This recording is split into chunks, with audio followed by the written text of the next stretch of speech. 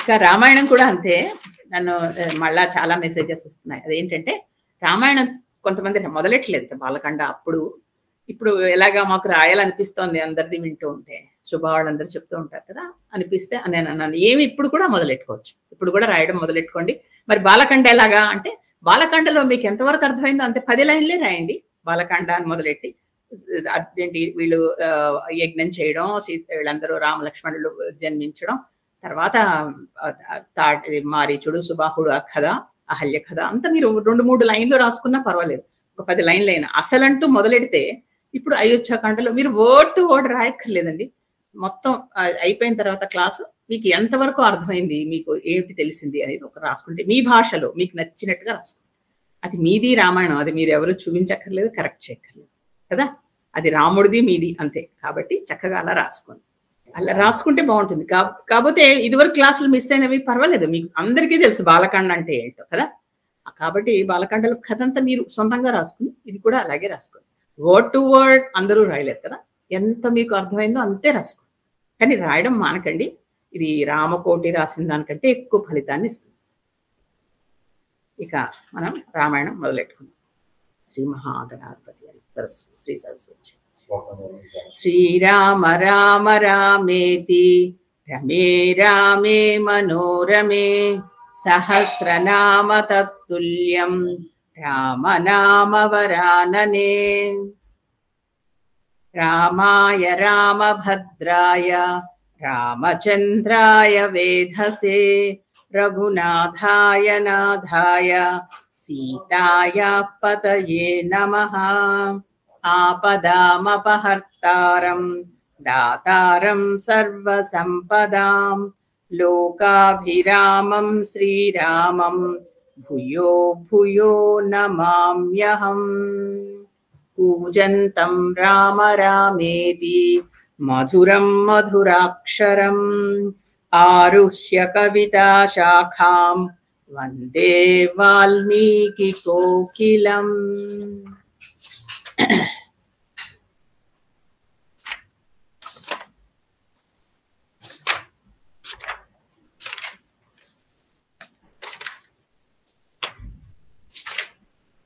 కైకేయి దశరథుడిని పిలిచి ఆయన్ని వరాలు అడిగింది. 2 వరాలు, కేవలం 2 వరాలే ఇదివరకు ఇచ్చినవే ఇప్పుడు కోరుకుంటాను అని. అది మొదటిది భరతుడికి పట్టాభిషేకం, రెండవది రాముడికి వనాన్ని పంపించండి. మనం మన వైపు నుంచి ఆలోచిస్తే ఇది క్రూరత్వం అనిపిస్తుంది కదా. తన వరకు ఓకే, కొడుకు వరకు పట్టాభిషేకం చేయడం బాగుంది, కానీ ఆయన్ని అడవికి పంపించడం అనేది ఏంటి, అది మరి తమో లక్షణం కదండి. అంతలాగా చేయడం ఎందుకు అంటే తెలీదు, ఇక్కడ ఉండడం వల్ల అది ప్రజల మీద ఎలా వాళ్ళ సానుభూతితో ఏమన్నా అవ్వచ్చు, అందుకని ఆవిడ ముందు జాగ్రత్త చర్య కింద తీసుకుంది. ఆ విధంగా చెప్తుంది. తన వరాలు తన మాటకి సత్యసంధతకి కట్టుబడి దశరథుడు ఏమి అనలేని పరిస్థితుల్లో తానంతట తానే శ్రీరామచంద్రుడిని పిలిచి ఈ విషయాలు చెప్పింది. ఒకవైపు మీరు ఆలోచించండి రాముడి పరిస్థితి అంటే నేను మన భాషలో మన టైంలో చెప్తున్నాను, అది నిజానికి జరిగింది వేరే యుగంలో. బహుశా సాయంత్రం 6 ఎప్పుడు పిలిచుంటాడు దశరథుడు, సభలోకి పిలిచి నీకు పట్టాభిషేకం అని చెప్పాడు. ప్రజలందరూ సరే అన్నారు, పొగిడారు, ఇంటికి పంపించారు. మళ్ళా 8 9 మళ్ళా పిలిచాడు, పిలిచి లేదు నువ్వు రేపు సిద్ధంగా ఉండు, ఉపవాసం చేసేసే అది ఇది అని చెప్పి పంపించాడు. పంపించిన వాడు తన మందిరానికి వెళ్ళాడు, ఉపవాసానికి సిద్ధమయ్యాడు, రాత్రి పూజ చేసుకున్నాడు, పడుకున్నాడు. తెల్లారుజామున 4 సుమంత్రుడు వచ్చి మళ్ళా రండి మీ నాన్నగారు పిలుస్తున్నారని తీసుకెళ్ళి వెంటనే తండ్రి కూడా చెప్పలేదు, ఆవిడ కైకేయి చెప్పింది, పిన్ని అంటే పినతల్లి చెప్పింది. ఏం చెప్పింది, లేదు నువ్వు వనవాసానికి వెళ్ళిపో. అంతకుముందర ఒకటి ఇప్పుడు కొన్ని గంటల తేడాలో ఎలాంటి నిర్ణయాలు తీసుకున్నారో తన గురించి చూడండి. అందులో ఎవరు ఆయన ఏమీ అడగలేదు, మాట్లాడలేదు, నువ్వు నీకు ఇష్టమా అని అడగలేదు, నీకు పట్టాభిషేకం ఇష్టమా అని అడగలేదు, వనవాసం ఇష్టమా అని అంతకంటే వాళ్ళ నిర్ణయాలు చెప్పేశారు. ఈ రోజుల్లో మనుషులు ఎలా రియాక్ట్ అవుతారు అనేది మనం ఆలోచించడం మానేయాలి. ఎందుకంటే ఈ యుగం కాదు, ఈ తరం కాదు, అది ఎప్పటిదో వేరే యుగం. కానీ మనస్సులో ఎంత కష్టం ఉంటుంది కదా. అందుకే ఆయన స్థిత ప్రజ్ఞుడు, ఎక్కడా కదల్లా. పట్టాభిషేకం అంటే ఎలా ఉన్నాడో వనవాసం అంటే కూడా అలాగే, ఏమీ మాట్లాడలేదు, అలాగే అంతే చేస్తాను, అలాగే అంతే చేస్తాను. అది రాముడు. అందుకే ఆయన దేవుడయ్యాడు. చూసారా? అలాంటి రాముడు గురించి తెలుసుకోవడం మన అదృష్టం కదా! అలాంటి మనస్తత్వం నిజంగా ఉండడం ఎంత గొప్పండి.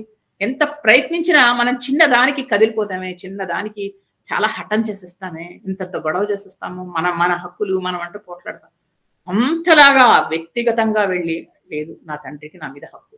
నా తల్లికి నా మీద హక్కు అంటాడు. మళ్ళా లేదు నేను మీ తండ్రి ఆయనకి ఒంట్లో బాగోలేదు నేను చెప్తున్నాను అని తల్లి అంటే, అమ్మ ఆయన చెప్పాల్సిన అవసరమే ఉందమ్మా. నువ్వు చెప్పావు కదా! సరిపోతుంది కదా! అంటాడు కైకతో. అంటే ఆయన మంచి మనస్సు. మనం ఏవైతే 16 లక్షణాలు రాముడి గురించి చదువుకున్నామో అది ఎక్కడికక్కడ చూసుకుంటూ ఉండాలి. ఆ మనస్సు చూడండి. నువ్వెవరు నాకు చెప్పడానికి? మా నాన్నని లేచి చెప్పని అప్పుడు చేస్తాను. ఇప్పుడు పిల్లలు అలా అడగరా అండి? ఎక్కడైనా, ఎప్పుడైనా ఒక్క పల్లెత్తు మాట పౌరుషంగా ఎక్కడైనా మాట్లాడాడా ఆయన? అలాగే అమ్మా, అలాగే తప్పకుండా చేస్తానమ్మా. అలాగే నాకు కొన్ని గంటలు గడివివ్వమ్మా, నేనెళ్ళి వెంటనే కౌసల్యకి, సీతకి చెప్పేసొస్తాను అన్నాడు. అంతే. కొన్ని గంటలు అడిగాడు. అడిగి తెల్లారుజామున వెంటనే వచ్చి కౌసల్యాదేవితో చెప్పాడు. ఆవిడ పూజ చేసుకుంటుంది పాపం. ఆవిడకి ఏం తెలియదు. మళ్ళా ఆవిడకి వార్త చెప్పేసరికి ఆవిడ తల్లడిల్లిపోయింది. ఆవిడని ఓదార్చి ఆవిడ నేను లేను, అసలు నేను ఒప్పుకోను అంది ముందర. తర్వాత నన్ను కూడా తీసుకెళ్ళు, నేను నీతో పాటు వచ్చేస్తాను. అప్పుడు సనాతన ధర్మం గురించి చెప్పాడు. కాదు అమ్మా, సనాతన ధర్మం వృద్ధుడైన భర్తను నువ్వు సేవించాలి. ఆయన్ని వదిలి నాతో రావడం అనేది నీ ధర్మం కాదు. నువ్వు ఇక్కడ ఉండాలి. నువ్వు మహారాణివి, నువ్వు ఇక్కడ ఉండవలసిందే. అది నీ ధర్మం అంటూ ఆవిడికి సనాతన ధర్మం, ఏష ధర్మ సనాతన అని చెప్పాడు. చెప్పి అక్కడి నుంచి ఆవిడని ఒప్పించి తను సీతాదేవి దగ్గరికి వెళ్ళాడు. సీతాదేవి కూడా అలాగే అంది. ఆవిడ కూడా ఈ వార్త విని ఆవిడ ఏం బెంబేలెత్తిపోలేదు. ఆవిడ భయపడిందల్లా తనను వదిలి వెళుతున్నాడు అని. దానికి ఆవిడ ఒప్పుకోలేదు. నేను ఎట్టి పరిస్థితుల్లో ఒప్పుకోను. నేను నా ధర్మంగా నేను మీతో పాటు వస్తాను. మీతో పాటు అడవులకు రావడమే అది నాకు ఇష్టమైన పని, నేను వస్తాను అని చాలా విధాలుగా ఆవిడికి చెప్పి చూశాడు. అక్కడ పులులు ఉంటాయన్నాడు. తర్వాత అక్కడ సరైన భోజనం ఉండదన్నాడు. ముళ్ళు ఉంటాయన్నాడు. రకరకాలు చెప్పాడు. దేనికి ఆవిడ ఒప్పుకోలేదు. నేను నీ ముందర నడిచి నీ కంటకాలను తొలగిస్తాను అని. రావణ వధకి ఆవిడ సిద్ధమైపోయింది. నేను చేయిస్తాను అని. ఆవిడ శక్తి స్వరూపిణిగా తను చేయాల్సిన బాధ్యత గుర్తు చేస్తుంది రాముడికి. నేను నడుస్తాను నీ ముందర అని అనేసరికి వెంటనే శ్రీరామచంద్రుడు సరే అనక తప్పలేదు. అలాగే ఒప్పుకున్నాడు. ఒప్పుకుని బయటకు వచ్చిన క్షణంలో లక్ష్మణ కుమారుడు ఆయన పాదాల మీద పడ్డాడు. పడి నేను వస్తాను, నన్ను మీరు వదలద్దు అని గుర్తు చెప్పాడు. ఇది వరకు ఇచ్చిన నాకు వాగ్దానం ఇచ్చారు, మీరు ఎక్కడికి వెళితే అక్కడికి నన్ను తీసుకువెళ్తాను అని. అందువల్ల నన్ను తీసుకువెళ్ళవలసిందే. దానికి చాలా విధాలుగా చెప్పాడు. నువ్వు ఉండాలి, నువ్వు కౌసల్యను చూసుకోవాలి, సుమిత్రను చూసుకోవాలి, తర్వాత అందరినీ వదిలేసి ఎలా వెళతావు అంటే, నేను ఉండను, కౌసల్యకి ఆవిడే అందరినీ చూసుకోగలదు, ఇంకా ఇక మిగతావి కూడా నేను ఒప్పుకోను, నేను మీతో పాటు వచ్చేస్తాను అన్నాడు. ఇలా చెప్తే అప్పుడు ఇంకా లక్ష్మణుడిని కూడా సరే అన్నాడు. సీతాదేవితో ఒకే మాట అన్నట్ట రాముడు, బహుశా ఈ వనవాసానికి రావడానికి కోసమే నువ్వు నన్ను వివాహం చేసుకున్నావేమో అన్నట్టు. అది ఎంత కరెక్ట్గా సరైన మాట ఆయన నోట్లోంచి వచ్చింది. రావణ వధ అవడానికి రాముడికి సహకారం చేయడం కోసమే సీత రాముడిని వివాహం చేసుకుందేమో కదా. ఆవిడేం చెప్తోంది, నాకు చిన్నప్పుడు దైవజ్ఞులు చూసి చెప్పారు జ్యోతిష్కులు నా జాతకంలో నాకు తప్పనిసరిగా వనవాసం ఉందని, అందుకని నేను మీతో వస్తాను, నాకేం పర్వాలేదు, నేను మీరుంటే నా పక్కన చాలు. అది ఆవిడ తన ధర్మంగా ఎంచుకుని రాముడితో రావడానికి సిద్ధమైంది. లక్ష్మణుడు కూడా సిద్ధమయ్యాడు. వీళ్ళ ముగ్గురు కలిసి వెంటనే అప్పుడు రాముడు అన్నాడు, మనకున్నవన్నీ మనం దానం చేసేయాలి. ఎందుకంటే అది గనక దానం చెయ్యకపోతే అప్పుడు వాటి గురించి మనకు ఆలోచనలు వస్తాయి. అక్కడున్న మన ధనం, మన ధాన్యం, ఇలాంటి వాటి గురించి. ఈ సంపద అనేది అది దానివల్ల మనకు దుఃఖం కూడా పెరుగుతుంది. అక్కడ ఉంటే ఏది లేకపోతే మనకు లభించిందే సుఖంగా మనం భావిస్తాం కదా. తర్వాత ఈ దానం అనేది ఒక తపస్సులో ఒక భాగం అండి. తపస్సులో ఒక భాగం దానం. ఆయన ఏం చెప్పాడు, కైకేయి ఏం చెప్పింది, నువ్వు ఒక తాపస్సిగా జీవించాలి అని చెప్పింది కదా. అందుకని తపస్సులో అప్పటి నుంచే ఆయన మొదలెట్టేశాడు ఆ తపస్సు అనేది. కాబట్టి అందులో ఒక భాగం దానం. కాబట్టి మనవన్నీ మనకు ఉన్నవి మాత్రమే సుమా, అది కేవలం రాముడివి మాత్రమే, దశరథుడిది అందులో ఏమీ లేదు. ఆయన ఏదైతే దానం చేయదలుచుకున్నాడో అది మీరు జాగ్రత్తగా గమనించాలి. కేవలం తన పుట్టినరోజులకు వచ్చినవి, లేదా జనకుడు వాళ్ళకి వివాహంలో బహుమతిగా ఇచ్చినవి, అలాంటివి మాత్రమే దానం చేశాడు. అలాంటివే ఇన్నున్నాయి. ఇంకా ఆయన దశరథుడి కోశాగారం వైపు వెళ్ళనే లేదు. ఎందుకంటే అదంతా భరతుడి సొత్తు, ఇప్పుడు ఆయన ముట్టుకునే అధికారం లేదు. కాబట్టి కేవలం తన వస్తువులు తనకు సంబంధించినవే దానం చేయమని సీతాదేవికి చెప్పాడు. ఆవిడ సరే అంది. వెంటనే వాళ్ళిద్దరూ కలిసి వశిష్ఠుడి కొడుకైన సుయజ్ఞుణ్ణి లక్ష్మణుడి ద్వారా పిలిపించి ఆయనకి దానం ఇచ్చేశారు. ఒక్కొక్కటి. సీతాదేవికి ఆవిడ కూడా తన ఆభరణాలు అవి తీసి అన్ని ఇచ్చేసింది. చాలా మటుకు ఇచ్చేసిన తర్వాత అవన్నీ సుయజ్ఞుడు తీసుకుని వెళ్ళిపోయాడు. తర్వాత మిగతా ఎంతో మంది బ్రాహ్మణుల్ని, వేదాలు చదువుకుంటున్న వాడి విద్యార్థుల్ని పిలిపించి వాళ్ళకి ధనం అని తన కోసాగారంలో అన్ని ఇచ్చాడు. తర్వాత అప్పుడే ఇప్పుడు మనం అనుకున్నాం కదా, ఇంకొక వృద్ధ బ్రాహ్మడు వస్తే ఆ వృద్ధ బ్రాహ్మడికి కూడా ఈయన మొత్తం అంతా ఇచ్చేస్తారు. ఆయనకి ఎంత కావాలంటే అంత. త్రిజటుడు ఆయన పేరు. నీ కర్ర విసిరే ఎంతవరకు అది వెళుతుందో అన్ని ఆవులు నీకు ఇస్తాను, ఆ స్థలంలో పట్టే అన్ని ఆవులు అంటాడు రాముడు అని. అన్ని ఆవులు ఆయనకి ఇచ్చేస్తాడు. ఈ విధంగా అందరినీ సంతృప్తి పరిచి అప్పుడు వాళ్ళ ముగ్గురు కలిసి కేవలం వాళ్ళు ఏవైతే వస్త్రాలు ధరించారో అవే ఉన్నాయి, ఇంకా మిగతావేవీ లేవు. ఆ వస్త్రాలతో మిగతా రాజ లాంఛనాలన్నీ వదిలి, అంటే రథము, తర్వాత ఛత్రము అంటే గొడుగు, ఇవేవి వద్దని కేవలం నడకన వాళ్ళ ముగ్గురు కైకేయి మందిరానికి వెళ్ళారు. ఎందుకంటే కైకేయి మందిరంలోనే దశరథుడు ఉన్నాడు. అలా వెళుతుంటే ప్రజలందరూ దుఃఖించారు చూసి. ఎప్పుడూ వాళ్ళు అసలు ఆ అమ్మవారిని అంటే సీతాదేవిని చూడలేదు. ఎప్పుడో వాళ్ళు వస్తూ ఉంటే ఆ కళ్యాణంలో, అది కూడా మేలి ముసుగులు అక్కడెక్కడి నుంచో దూరంగా చూసారు. ఎందుకంటే ఆ రోజుల్లో అలా బయట వచ్చేవారు కాదు రాణులు, అలా ఎక్కడి నుంచో చూసారు. అలాంటి తల్లి నేల మీద నడుస్తూ రాముడు వెనక వెళుతుంటే వీళ్ళు దుఃఖం పట్టలేకపోయారు. వాళ్ళు ఆ రోజు నిజానికి పట్టాభిషేకం జరగాల్సిన రోజు. అలాంటి రోజు రాముడు, లక్ష్మణుడు, సీత నేల మీద నడుస్తూ వెళుతూ ఉంటే ఇక అందరూ దశరథుడిని కైకని తిట్టని వాళ్ళు లేరు. ఏవైంది, దశరథుడికి మతి భ్రమించిందా, లేకపోతే ఏదైనా పిశాచం ఆవహించిందా?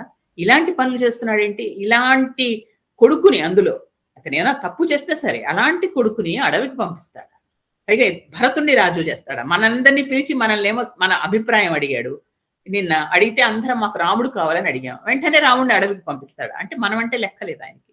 అసలు మనం ఎందుకు ఇక్కడ ఉండడం? మనం అందరం వెళ్ళిపోదాం అయోధ్య వదిలి. అయోధ్యను మనం వదిలేసి రాముడు వెంబడి అందరం నడిచి వెళ్ళిపోదాం. ఆ రాముడు ఎక్కడుంటే అక్కడే మనం అందరం చక్కగా పర్ణశాలలు నిర్మించుకుని ఉందాం. అదే మనకి అయోధ్య అయిపోతుంది. మనం ఇక్కడ ఇల్లు వదిలేసాం కదా, ఇవన్నీ ఇలా తాళాలు పెట్టేసి వెళ్ళిపోతే కొన్ని రోజులకి ఏమవుతుంది, ఇంట్లో ఎలుకలు అవన్నీ దూరుతాయి. దూరేసిన తర్వాత అడవిలో మనందరం ఉన్నాము ఉంటే ఏమవుతుంది, అడవిలో ఉన్న క్రూర మృగాలన్నీ భయపడిపోయి అడవిలో వదిలేసి ఇక్కడ ఖాళీగా ఉందిగా ఇక్కడికి వచ్చేస్తాయి.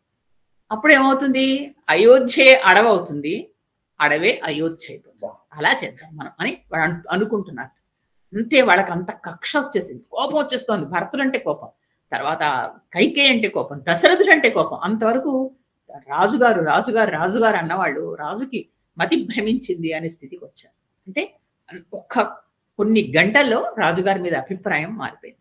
కారణం శ్రీరాముడు అంటే వాళ్ళకున్న ప్రేమ. శ్రీ మహావిష్ణువే ఒక రాజకుమారుడై మన ముందర తిరుగుతూ ఉంటే అలాగే ఉంటుందండి. ప్రజలు అంత ఇందులోకే వెళ్ళిపోతారు. అలాంటి స్థితిలో రాముడు, లక్ష్మణుడు, సీత ముగ్గురు కలిసి కైకేయి మందిరానికి వెళ్ళారు. వెళితే అక్కడ బయట సుమంత్రుడు నుంచొని ఉన్నాడు. సుమంత్రుడు పరిస్థితి ఎలా ఉందంటే కళ్ళ నీళ్లు కారిపోతున్నాయి, బయట పడలేడు. ఆయన మంత్రుల్లో ముఖ్యమైన వాడు, రాజుకి అతి దగ్గర వాడు. అప్పుడే తెలిసింది తనకు కూడా ఈ వార్త. తట్టుకోలేకపోతున్నాడు, దుఃఖం వచ్చేస్తుంది, అణుచుకుంటున్నాడు. కానీ వ్యవహారాలు చక్క పెట్టాలి, ఎందుకంటే రాజుగారు బయటికి రావట్లా. అలాంటి పరిస్థితుల్లో ఉన్న సుమంత్రుడి దగ్గరికి వెళ్ళి రాముడు నమస్కారం చేసి నేను వచ్చానని రాజుగారికి చెప్పు అని చెప్పాడు. సుమంత్రుడు గబగబా లోపలికి వెళ్ళాడు. వెళ్ళి రాజుగారికి నీకు జయం అవుగాక, నీకు అంత మంచి జరుగుగాక అలా చెప్పాలి వాళ్ళకి, అది పద్ధతి. ఆయనకి చెప్పాను కదా, ఆయనకి సుమంత్రుడికి ఎవరు ఆటంకపరచరు, ఆయన లోపలి వరకు వెళ్ళిపోవచ్చు. అక్కడి వరకు వెళ్ళి చెప్పాడు మీకు అంతా మంచి జరుగుగాక, కాబట్టి మీరు మీ కుమారుడు అయిన శ్రీరామచంద్రుడు మీకోసం బయట నిరీక్షిస్తున్నాడు, లక్ష్మణ సీతా సమేతుడే మీ దర్శనం కోరుతున్నాడు అనుకుని అనుమతి ఇవ్వండి అని చెప్పాడు. వెంటనే చెప్పేసరికి ఆయనేమో ఒక్క క్షణం, దశరథుడు అంతవరకు పడుకున్నవాడు లేచి కూర్చున్నాడు. లేచి కూర్చుని సుమంత్ర ఒక్క నిమిషం ఆగు అని అంతఃపురంలో మిగతా భార్యలందరినీ తీసుకుంటాడు ఇక్కడికి. తర్వాత మిగతా స్త్రీలు అంతఃపుర స్త్రీలు ఉంటారు, వాళ్ళందరినీ ఇక్కడికి తీసుకుంటారా అని చెప్పారు. అంటే వెంటనే సుమంత్రుడి వాళ్ళందరినీ తీసుకొచ్చాడు. అంటే ఇక్కడ కైకేయి అంతఃపురానికి మిగతా అందరూ స్త్రీలని తీసుకొచ్చాడు. ఎంతమంది భార్యలు ఉన్నారని ఇక్కడ స్పష్టంగా రాశారు. 350 మంది భార్యలు ఉన్నారట దశరథుడికి. కేవలం మనం ముగ్గురు అంటాం కాదు, 350. వాళ్ళు కాకుండా మిగతా అంతఃపుర స్త్రీలు కూడా వచ్చారు. అంటే ఎవరు? మిగతా అంటే లక్ష్మణ, భరత, శత్రుఘ్న భార్యలు, వాళ్ళు ఇంకా మిగతా వాళ్ళందరూ అందరూ వచ్చారు. ఎందుకు ఇంతమందిని పిలిచాడు అంటే, మీరు దశరథుడి స్థితి అర్థం చేసుకోండి. తను చెప్పితే కైకేయి వినట్లేదు. ఏం చెప్పినా నేను వెళ్ళి లేదు వాళ్ళు వెళ్ళి తీరవలసిందే అంటుంది. అలాంటప్పుడు మిగతా ఆడవాళ్ళందరూ కలిసి ఒక్కసారిగా ఆవిడ మీద లేదు వెళ్ళకూడదు, మాకు ఇష్టం లేదు అని ఒకలాగా అంటే అప్పుడేమైనా మారుతుందేమో, ఇదొక ప్రయత్నం చేద్దాం అని ఆయనకి ఏదో బుద్ధి పుట్టింది. అందుకని అందరినీ పిలిచాడు. ఆడవాళ్ళందరూ వచ్చారు. అందరికీ విషయం తెలిసేసరికి అందరూ పాపం దుఃఖపడుతున్నారు. కౌసల్య దుఃఖానికి అంతే లేదు. ఆవిడ అలాగే వచ్చింది, సుమిత్ర వచ్చింది, అందరూ నిలబడి ఉన్నారు. కైకేయి మాత్రం రాజుగారి పక్కనే నిలబడు. అప్పుడు ఇలా అందరూ దుఃఖితులై ఉన్నప్పుడు వెంటనే రాముడు, లక్ష్మణుడు, సీత ముగ్గురు లోపలికి ప్రవేశించారు. దూరం నుంచి రాముడిని, లక్ష్మణ్ణి చూస్తుంటే ఈయన వెంటనే అంతవరకు కూర్చుని ఆయన గబుక్కునే లేచి వాళ్ళకి ఎదురెళ్ళి రాముడిని గట్టిగా కౌగులించుకుందామని 4 అడుగులు వేసి శక్తి లేక అక్కడ కూలబడిపోయాడు. గబుక్కున పరిగెట్టుకుని వచ్చారు రామలక్ష్మణులు. వచ్చి ఆయన్ని లేపి మంచం మీద కూర్చోబెట్టి ఆయన సేద తీర్చారు. ఎలా ఉంది నాన్నగారు, బాగానే ఉన్నారు కదా, అది ఇది అని చెప్తుంటే చెప్పి అప్పుడు చెప్పాడు రాముడు. ఆయన కాస్త కుదుట పడ్డాక ఆయన కాస్త మంచి తీర్థం అది ఇచ్చి తాగించి, నాన్నగారు అడవికి నేను వెళుతున్నాను, నన్ను దీవించండి. మీరు చెప్పిన వనవాస దీక్ష నేను స్వీకరించాను, 14 సంవత్సరాలు ఉండి వస్తాను అని చెప్పి, తర్వాత లక్ష్మణుడు, సీత వీళ్ళిద్దరూ నన్ను అనుసరిస్తున్నారు, ఎంత చెప్పినా వాళ్ళు వినట్లేదు, అందుకని అనుమతి ఇవ్వండి వాళ్ళకి కూడా. అది నా తర్వాత నా కోసం మీరు దుఃఖించకండి, 14 సంవత్సరాలు ఇట్టే గడిపేసి వచ్చేస్తాను, మళ్ళా మీకు అందరితో చక్కగా మనందరం కలిసి ఉండొచ్చు అని చెప్పాడు. అనేసరికి అంతకు ముందర కూడా ఈ వరాల కోసం వచ్చినప్పుడు రాముడితో ఏం మాట్లాడలేదు దశరథుడు. రామా అన్నాడు, వెంటనే మూర్ఛపోయాడు. చెప్పిందంతా కైకేయి చెప్పింది కదా. ఇప్పుడు మొట్టమొదటిసారిగా రాముడితో మాట్లాడుతున్నాడు. ఆయనకి ఏంటంటే లోపల అదొకలాంటి గిల్టీ ఫీలింగ్. ఆయన చూసారా, తప్పు చేశాను అనే బాధ ఆయన్ని తినేస్తుంది. ఎందుకు? ఈ నిజానికి అక్కడ ఉన్న ఆ రోజుల దాని ప్రకారం జ్యేష్ఠ పుత్రుడు రాజు అవ్వాలి, కానీ అంటే రాముడే రాజు అవ్వాలి. అలాంటి అవకాశం లేకుండా భరతుడికి రాజ్యాన్ని అప్పచెప్తున్నాడు. రాజ్యం ఇవ్వడమే కాకుండా ఈయన్ని అడవుల పాలు చేస్తున్నాడు. ఈయనతో పాటు సీత వెళుతోంది, లక్ష్మణుడు వెళ్తున్నాడు అనే మాట ఆయన చూసి భరించలేని స్థితికి వచ్చేసాడు. అది చెప్పుకోవాలి అంత రాముడికి. లేదు రామా నేను ఇలా చేశాను అలా చేశాను. దాంతో పైగా ఒంట్లో బాగోలేదు, వృద్ధుడయ్యాడు, రకరకాలు దాంతో ఏదో చెప్పేస్తున్నాడు గబగబ. నాన్న, కైకేయి మాటలతో నన్ను మోసం చేసింది రామా, నన్ను రకరకాలుగా హింస పెట్టింది, కానీ ఒక సత్యవ్రతానికి నేను కట్టుబడ్డున్నాను, అందువల్ల నేను నా ఇష్ట ప్రకారం చెయ్యలేకపోయాను, నన్ను నువ్వు దయచేసి అర్థం చేసుకో అని ఒక మాట చెప్తాను, వింటావా అని అడిగాడు. రాముడు మీరు ఏది చెప్పండి అది చేస్తాను అన్నాడు. అంటే నన్ను బంధించు, నన్ను చెరసాలలో పెట్టాయి, నువ్వు పెట్టేస్తే అప్పుడు నా మాట మీకు లెక్కలేదు, నువ్వు వెంటనే రాజ్యాన్ని తీసుకో. ఒక వృద్ధుడైన ఏదో చెప్పిన రాజు మాట నువ్వు వినక్కర్లేదు. నిజానికి ఈ సమయంలో నేను నీకు రాజ్యం అప్పచెప్పి నేను అడవులకు వెళ్ళిపోవాలి, అలాంటిది ఇంకా నేను రాజ్యాన్ని వెళ్తున్నాను కదా, పైగా తప్పు చేస్తున్నాను, కాబట్టి నన్ను నువ్వు బంధించి, నీకు చాలా బలం ఉంది, నేను వృద్ధుడయ్యాను, నేను నీ ముందు నిలవలేను, ఎలా ఓడిపోతాను, కాబట్టి నన్ను నువ్వు చెరసాలలో పెట్టేసిన తర్వాత నిన్ను చూస్తూ గడిపేస్తాను రామా, నువ్వు ఎదురుకుండా ఉంటావు, ఎప్పుడైనా కనిపిస్తూ ఉంటావు, నువ్వు ఇక్కడ ఉన్నావని ఆ సుఖంలో నేను గడిపేస్తాను, దయచేసి నాకు ఈ అవకాశం ఇవ్వు అన్నాడు. ఒక తండ్రి, ఒక మహారాజు కొడుకుని ఈ విధంగా వేడుకుంటున్నాడు చూడండి. అనేసరికి రాముడు కదిలిపోయాడు. అన్నాడు, నాన్నగారు అలా ఎప్పుడు అనకండి, ఇంకొక 1000 సంవత్సరాలు మీరు రాజ్యాలు ఏలాలి, మీకు ఎప్పుడు శుభం కలగాలి, మీరు రాజాది రాజు, మీరే రాజుగా ఉండాలి, మీ అందరం మీ పిల్లలం, మీ దగ్గర అలా ఉండాలి తప్ప మీరే రాజుగా ఉండాలి. నేను 14 సంవత్సరాలే కదా ఇలా వెళ్ళి ఇలా వచ్చేసి మీ సేవ మళ్ళా మేము చేసుకుంటాం, మీరు అలాంటి పనులు చెయ్యమని నాకు చెప్పకండి, అది బాగోలేదు అన్నాడు. అంటే అప్పుడు ఇక్కడ మనకి ఒక సందేహం వస్తుంది, అక్కడ మరి అది ఒక తండ్రి మాట ఇదివరకు ఒప్పుకున్నాడుగా, ఇప్పుడు ఎందుకు ఒప్పుకోవట్లేదు, ఇది కూడా తండ్రి మాటేగా, మరి ఇది కూడా పాలించాలిగా అని అంటాం. కానీ నిజానికి అది ఎలాగండి, అది ఒక సత్యసంధత, తను ఇచ్చిన వరాలు కాపాడడం కోసం ఆయన పడుతున్న బాధ తెలిసిన వాడు కాబట్టి ఆ సత్యసంధత కోసం, ఆ సత్యవ్రతాన్ని విజయాన్ని సాధించడం కోసం తను చెప్పాడు. అంతేగాని ఇది దుఃఖంలో ఏదో మాటలు అంటుంటే దాన్ని ఎలా చేస్తాడు. అందుకని ఈ మాటలు ఈ తండ్రికి అసత్య దోషం రాకూడదు కాబట్టి అవి నెరవేరుస్తున్నాడు. ఇది ప్రేమతో దాన్ని కప్పిపుచ్చుకోవడానికి దుఃఖంతో చెప్తున్న మాటలు. అందువల్ల ఇవి లేదు నాన్నగారు ఇది కుదరదు అన్నాడు. నేను వెళ్ళడం ఖాయం, నేను వెళుతున్నాను. ఇప్పుడు అర్థమైంది ఇంకా ఈయన మారడు అని. అక్కడ చుట్టుపక్కల అందరూ స్త్రీలు రోదిస్తున్నారు, ఏడుస్తున్నారు అందరి కోసం. అప్పుడు చెప్పాడు, జాగ్రత్తగా వెళ్ళిరా రామా, ప్రయాణం సుఖంగా జరగాలి, నీకు ఏ ప్రమాదం జరగకూడదు, నీకు అంతా మంచి జరగాలి అని.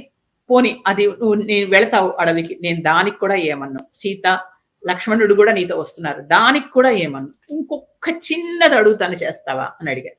ఒక తండ్రిగా అడుగుతున్నాను, ఒక రాజుగా కాదు, ఇది ఒక్కటి చేయవా అని అడిగాడు. రాముడు ఏంటి కావాలో చెప్పండి. ఒక్క రాత్రి నా దగ్గర ఉండరా, ఈ ఒక్క రాత్రి.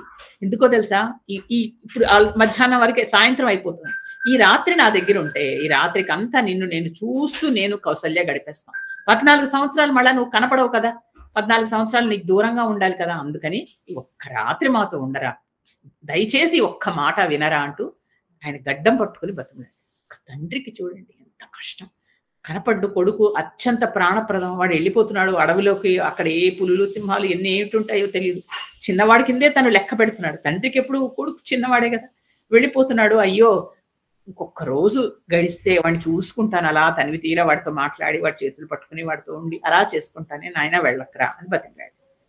ఇప్పుడు రాముడు అన్నాడు, ఒక్క రోజు ఇప్పుడు నేను ఉన్నాను అనుకోండి, రేపటి నుంచి నాకు ఈ సుఖాలు ఉంటాయా, ఉండవు కదా, మళ్ళీ ఈ రోజు సుఖం కోసం నేను ఎందుకు పడాలి చెప్పండి. అందుకని అలాంటి కోరికలు చిన్న చిన్న ఉంటే పక్కన పెట్టేసి నేను ఇప్పటికిప్పుడు వెళ్ళిపోతాను, మీరు దయచేసి నన్ను ఇలా భ్రమ పెట్టకండి, నన్ను ప్రలోభ పెట్టకండి, నేను వెళ్ళిపోతాను అన్నాడు. అందుకని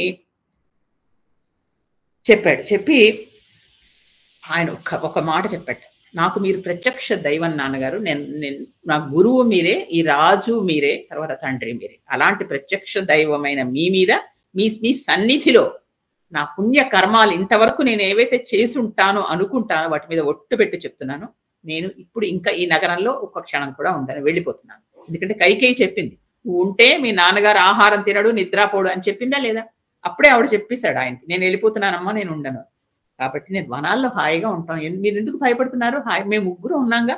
అందుకని మీరు ధైర్యంగా ఉండాలి, అందరికీ ధైర్యం చెప్పాలి. మీరు ఎలాంటి వాళ్ళు, అందరికీ రాజు కదా, చక్కగా ఉండండి, మీ సత్యవ్రతం ఏదైతే ఉందో అది విజయం, దానికి ఎప్పుడు కలగాలనే నా కోరిక, కాబట్టి నాకు ఇలాంటి సుఖాలు ఏవి వద్దు, నేను వెళ్ళిపోతాను అని చెప్పింది. అనేసరికి వెంటనే రాణులందరూ ఒక్కసారిగా గట్టిగా ఏడ్చేశారు, కైకేయి తప్ప. కైకేయిలో చలనం లేదు, అలా నిలబడింది. ఆవిడ సాత్వికురాలండి, అలాంటిది రజోగుణం ప్రవేశించి ఇలాంటి వరాలన్నీ అడిగారు. ఇప్పుడు ఆవిడలో తమోగుణం ప్రవేశించి, అంటే ఏంటి, అవతల వాళ్ళ వినాశనాన్ని చూడాలి, నీకు రజోగుణం ప్రవేశిస్తే భరతుడు రాజు అవ్వాలి, బాగుంది, తమోగుణం కూడా ప్రవేశించేసరికి ఇంకా ఏంటంటే అవతల వాళ్ళు వినాశనాన్ని కోరే లక్షణం కూడా ఆవిడ ప్రవేశించి. ఇప్పుడు ఇవన్నీ వింటూ ఉంటే అక్కడ సుమంత్రుడు ఉన్నాడు కదా, సుమంత్రుడు అంతసేపు ఉన్నాడు, అలాంటి సుమంత్రుడు కూడా స్పృహని కోల్పోయాడు. ఎందుకంటే పుట్టినప్పటి నుంచి ఇలా అంతఃపురంలోకి వచ్చి రాముడిని ఎత్తుకోవడం, ఊళ్ళో కూర్చోబెట్టుకోవడం, దశరథుడికి అసలు యజ్ఞం చేయమని చెప్పిందే పుత్రకామేష్టి సుమంత్రుడు. ఆయన దైవ రహస్యాలు తెలిసినవాడు, అందుకే అప్పుడు చెప్పాడు, అప్పుడెప్పుడో నేను అనుకుంటుంటే విన్నానండి, పుత్రకామేష్టి చేస్తే మీకు పిల్లలు పుడతారు, మీరు చేయండి అంటూ చెప్పాడు. ఆయన ఒక సిద్ధ పురుషుడు నిజానికి సుమంత్రుడు. అలాంటి సుమంత్రుడు కూడా స్పృహ కోల్పోయాడు, తట్టుకోలేకపోతున్నాడు, ఆ వ్యధ తట్టుకోలేక పడిపోయిన తర్వాత మెల్లిగా తేరుకున్నాడు. ఆయన లేచి కూర్చున్నాడు, ఆయనలో కోపం వచ్చేస్తుంది, నిట్టూర్పులు, ఇలా చేతులు ఇలా వేసుకుంటున్నాడు, ఇలా కోపం కుప్పిళ్ళని. ఆయన కూడా గొప్ప వీరుడు, యోధుడు, ఆయన కళ్ళు ఎర్రగా అయిపోయాయి, పళ్ళు పటపటా కొరికేస్తున్నాడు, ఆ కోపం వచ్చేస్తుంది కైకేయి మీద. ఇప్పుడు అన్నట్టు కైకేయి అంటే ఆయనకి ఆ రాజుగారి ముందర, రాజుగారికి అత్యంత ప్రియమైన రాణిగారితో నేను మాట్లాడుతున్నాను అనే స్పృహ కూడా లేకుండా ఆవిడని ఒక దోషి కిందే మాట్లాడుతున్నాడు. అది ఎంత ధైర్యం ఉండాలండి నిజానికి కదా, రాజుగారి ముందర నిలబడి మాట్లాడటమే గొప్ప, అలాంటిది రాజుగారి అత్యంత ప్రియమైన రాణిగారి గురించి ఆవిడకి ఎదురు నిలబడి మాట్లాడడం, అంతవరకు ఇలాంటి సాహసం ఎవరు చేయలేదు, చేస్తే తల తీసేయడమే. అలాంటి పని చేశాడు సుమంత్రుడు. ఏమన్నాడు, మా అందరికీ అత్యంత ఇష్టం అలాంటి ప్రభువు మా దశరథ మహారాజుని ఈ తృణీకరిస్తావా, ఇన్ని మాటలు మాట్లాడతావా నువ్వనే అన్నాడు ఆయన, మీరని కూడా అన్నట్లు. ఇలాంటి దుష్కార్యం చేస్తున్నావు నువ్వేం చేస్తున్నావో తెలుసా కైకేయి, వంశనాశనం, ఈ కోసల వంశాన్ని నాశనం చేస్తున్నావు, భర్తని అవమానించేశావు. తర్వాత జ్యేష్ఠపుత్రుడికే రాజు ఇవ్వాలని ఇక్కడ ఒక నియమం ఉంది. ఆ నియమాన్ని ఉల్లంఘించేశావు. ఒక ఆచారం ఉంది. ఆచారాన్ని మంట కలిపేశావు. తర్వాత ఇంతలాగా చేసుకుని నా భరతుడికి రాజ్యం కావాలి, నాకు కావాలి అంటూ మాట్లాడుతున్నావు. నువ్వే రాజ్యం ఏలుకో. మాకు అక్కర్లేదు. నేను ఈ బ్రాహ్మణులతో కలిసి నేను మిగతా ప్రజలు ఎవరెవరికి కావాలో మేమందరం వెళ్ళిపోతున్నాం అడవికి. నీ ఇష్టం వచ్చినట్టు నువ్వు రాజ్యాన్ని ఏలుకో. మేమెవరం సహాయం చెయ్యం నీకు. ఇంత స్పష్టంగా, ఇంత కోపంగా, ఇంత గట్టిగా సుమంత్రుడు మాట్లాడాడండి. మీరు ఊహించుకోండి ఆయనకున్న కోపం. ఇంత ఇంత ఒక్కటే ఆయన ఆశ్చర్యపోతున్నాడు. ఇలాంటి అధర్మం నువ్వు చేసిస్తుంటే వశిష్ఠుడేం మాట్లాడేంటి? పురోహితుడేంటి? ఆయన వచ్చి నీకు శాసించదు. ఆయన శాపం పెట్టద్దు అసలు నీకు. మాట్లాడి నోరెత్తట్లేదు ఆయన. పైగా అసలు నేల ఇలాంటి అధర్మం జరుగుతుంటే ఇప్పటికి బద్దలైపోవాలి. అది ఇంకా అప్పటి ఆ యుగం అండి, త్రేతాయుగం. బద్దలైపోవాలి కదా అసలు. అలాంటిది ఏంటి అసలు? ఇలా ఇంత విచిత్రంగా అన్ని ఇలా ఉన్నాయి. ఇది నేను భరించలేకపోతున్నాను అన్నాడు. ఆవేదనతో ఆయన గుండెలు మండిపోతున్నాయి. అందుకని అలా కోపంగా మాట్లాడాడు. తర్వాత అన్నాడు ఆయనకి సమాధాన పరుచుకుని, నాకు అర్థమవుతోంది ఏమవుతుందో, నీకు నీ తల్లి పోలికొచ్చింది అన్నాడు. ఏంటో తెలుసా అండి? ఆవిడ తల్లి గురించి కూడా ఈయనకి సుమంత్రుడికి తెలుసు. కేకయ్య రాజు, కైకేయి తండ్రి. ఆయన భార్య ఒకరోజు వాళ్ళ అంతఃపురంలో ఉన్నట్టుండి ఆయన ఈవిడితో మాట్లాడుతూ కొంచెం గట్టిగా నవ్వాట. ఆ కేకయ్య రాజు ఏమైంది అని అడిగింది భార్య. అంటే ఏం లేదు అన్నాడు. కాస్త చెప్పండి, ఎందుకు సడన్ అలా నవ్వారు? ఎందుకు ఉన్నట్టుండి నాతో మాట్లాడుతూ ఎందుకు? నేను ఈరోజు మంచిగా చీర కట్టుకోలేదా? లేకపోతే ఏదైనా సరిగా నాది బాగోలేదా? ఎందుకు సరిగా పూలు పెట్టుకోలేదా? ఏదో ఉంది. నన్ను చూసి మీరు పరిహాసంగా నవ్వుతున్నారు, ఏమిటో చెప్పండి అని చెప్పాడు. కాదు, కిందన చీమలు వెళుతున్నాయి, పక్కన చీమలు ఉన్నాయి. ఆ చీమలు మాట్లాడుకుంటుంటే నాకు వినిపించింది, అవి చూసి నవ్వాను. అది మాటలేవో నవ్వొచ్చింది అని. అంటే వెంటనే ఇవిడంది, చీమలు మాట్లాడుకుంటాయా? అవి మీకు వినపడుతుందా? నేను నమ్మను, మీరు నిజం చెప్పండి అని. అని ఆయన విన్నాడు. ఆయనకి ఒక యోగ విద్య ఒక సిద్ధ పురుషుడు ఇచ్చాడు ఈ కేకయ్య రాజు. ఇదివరకు ఎప్పుడో అదొక అలౌకిక విద్య.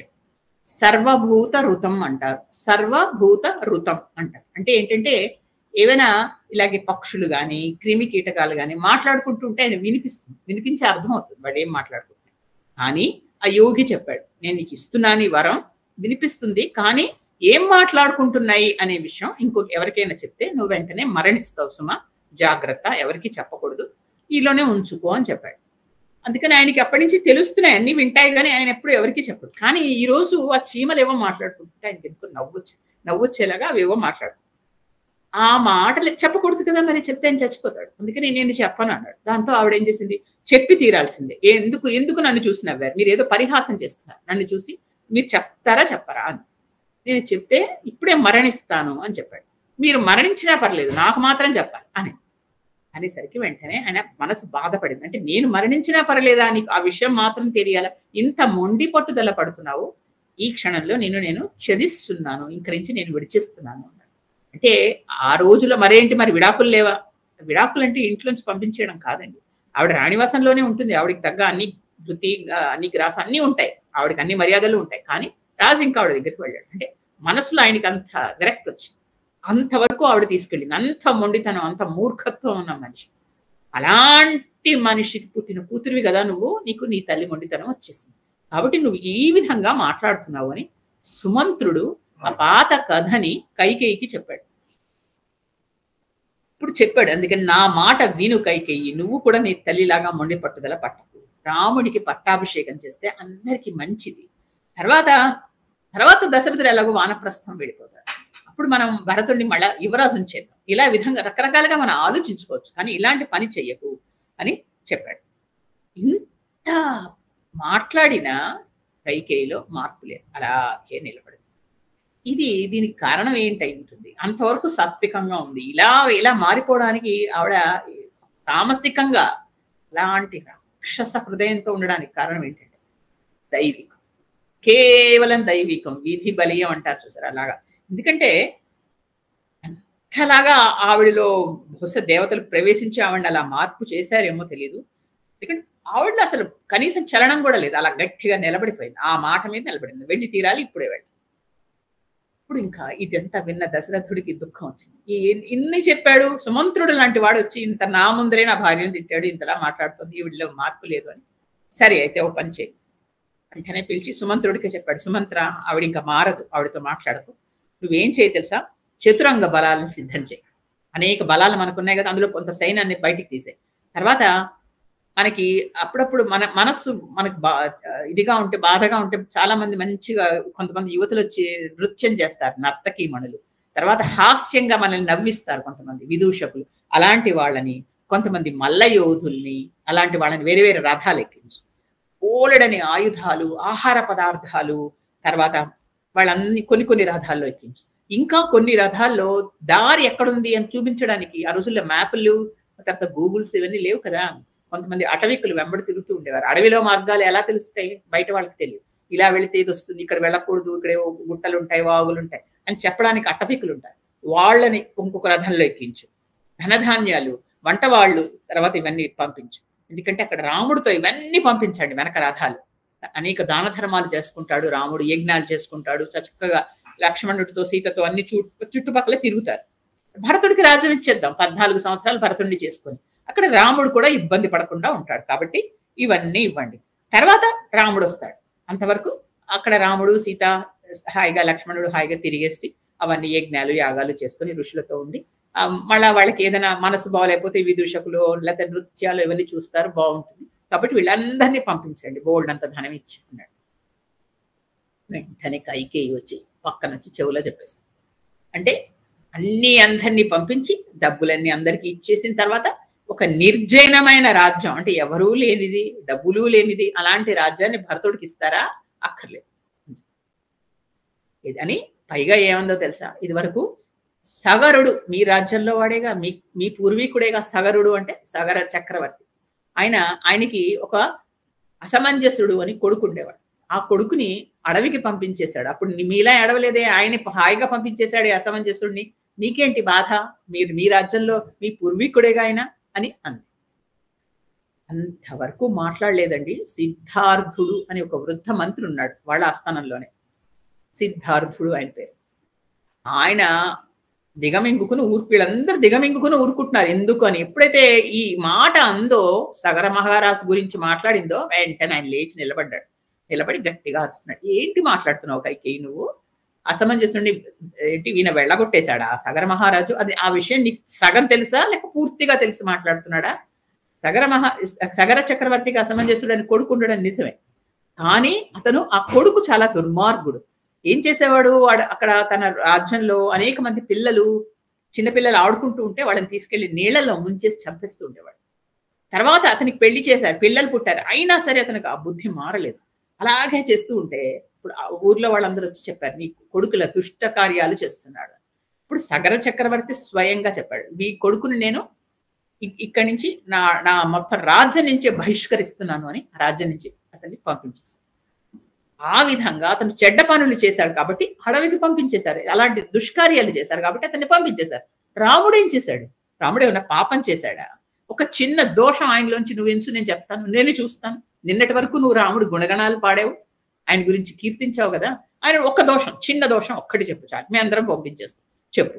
ఇది ధర్మ విరుద్ధం చేస్తున్నావు, మహాపాపం, ఇలాంటి మహాపాపం కాదు, మహాపచారం చేస్తున్నావు, ఇది మొత్తం వంశాన్ని కట్టి కుదిపేస్తుంది సుమా, చాలా జాగ్రత్త, నువ్వు ఇలాంటి అనేక పిచ్చి పోలికలు తేకు అంటూ సిద్ధార్థుడు వృద్ధ మంత్రి చాలా మందలించాడు కైకేయి.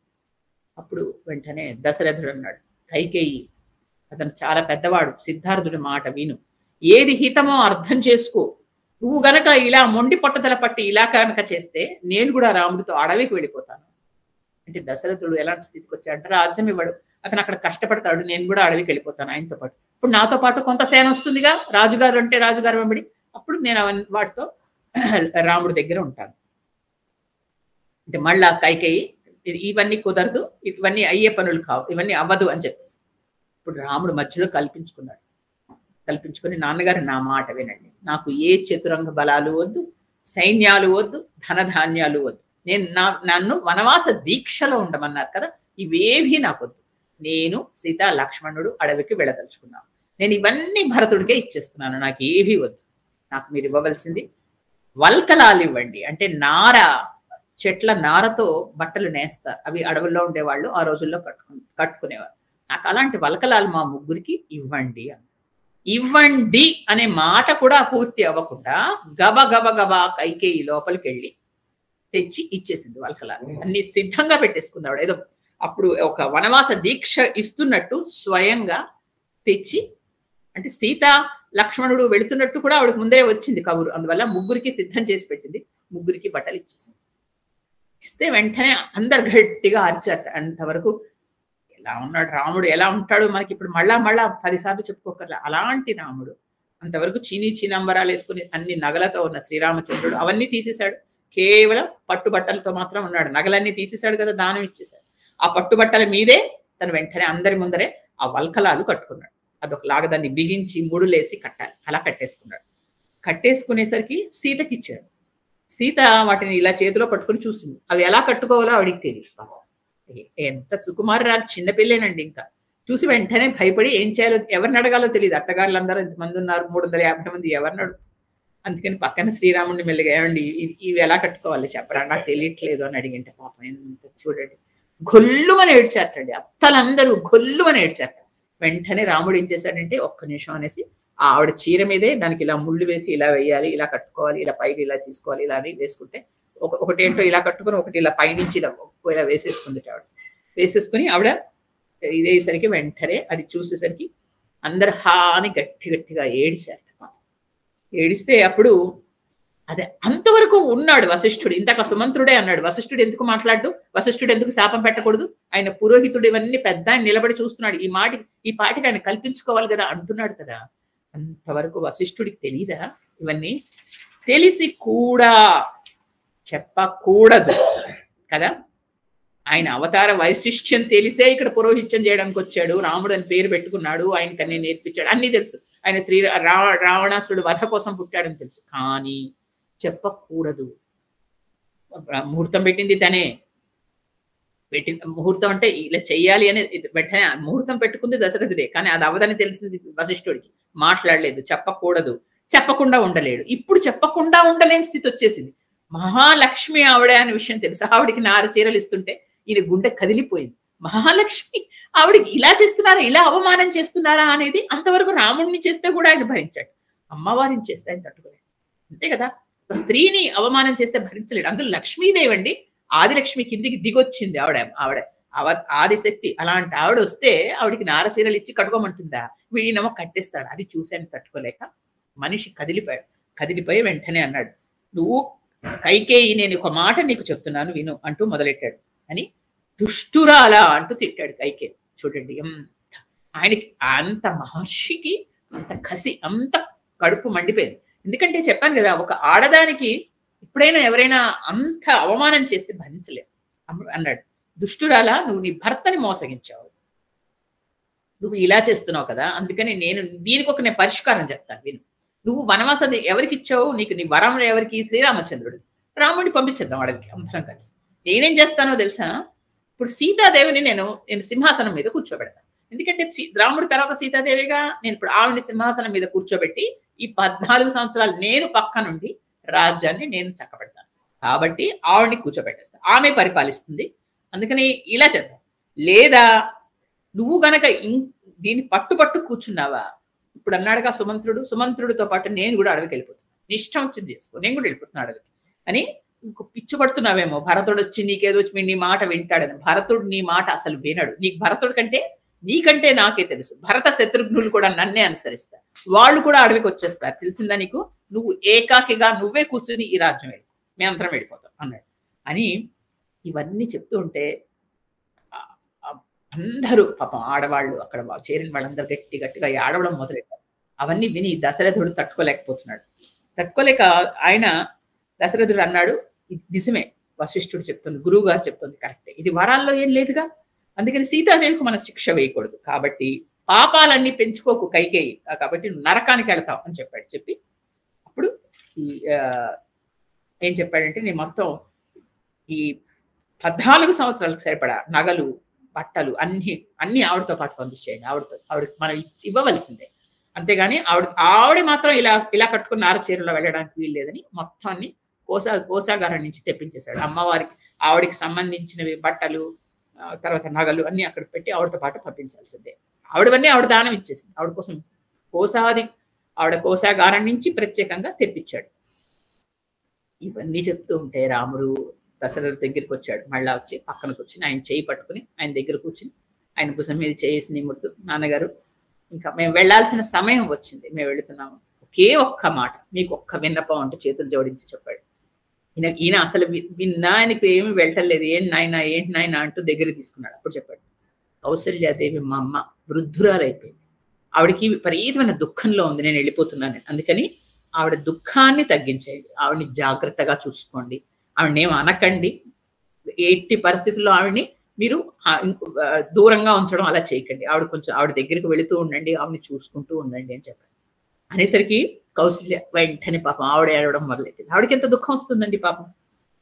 దశరథుడు అన్నాడు, నాకు చూడు ఇవన్నీ విని నేను బతుకున్నాను రామా, నా ప్రాణాలు ఎందుకు పోవడం లేదురా, నీ ముందరే పోవాలి. అసలు ఎంతో మంది జంతువుల్ని చంపి నేను వాటన్నిటికీ పుత్ర వియోగం కలిగించాను. నాకు జంతువుల్ని చంపడం అనేది చాలా ఇష్టం ఉండేది. కొన్ని రోజులు జంతువుల్ని చంపాను, వాటి పాపం ఎంతమందికి పుత్ర వియోగం కలిగించానో తెలియదు, అందుకని నాకు ఆ శిక్షలు పడుతున్నాయి రా రామా అంటూ ఏడ్చాడు. అని సుమంత్రుడితో చెప్పాట. రాముడు సిద్ధమవుతున్నాడు కాబట్టి మేలు జాతి గుర్రాలు కలిగిన ఒక రథాన్ని తీసుకుని గ్రామం పొలిమేర వరకు, రాజ్యం పొలిమేర వరకు నువ్వు దింపు అనేసి పిలిచాడు.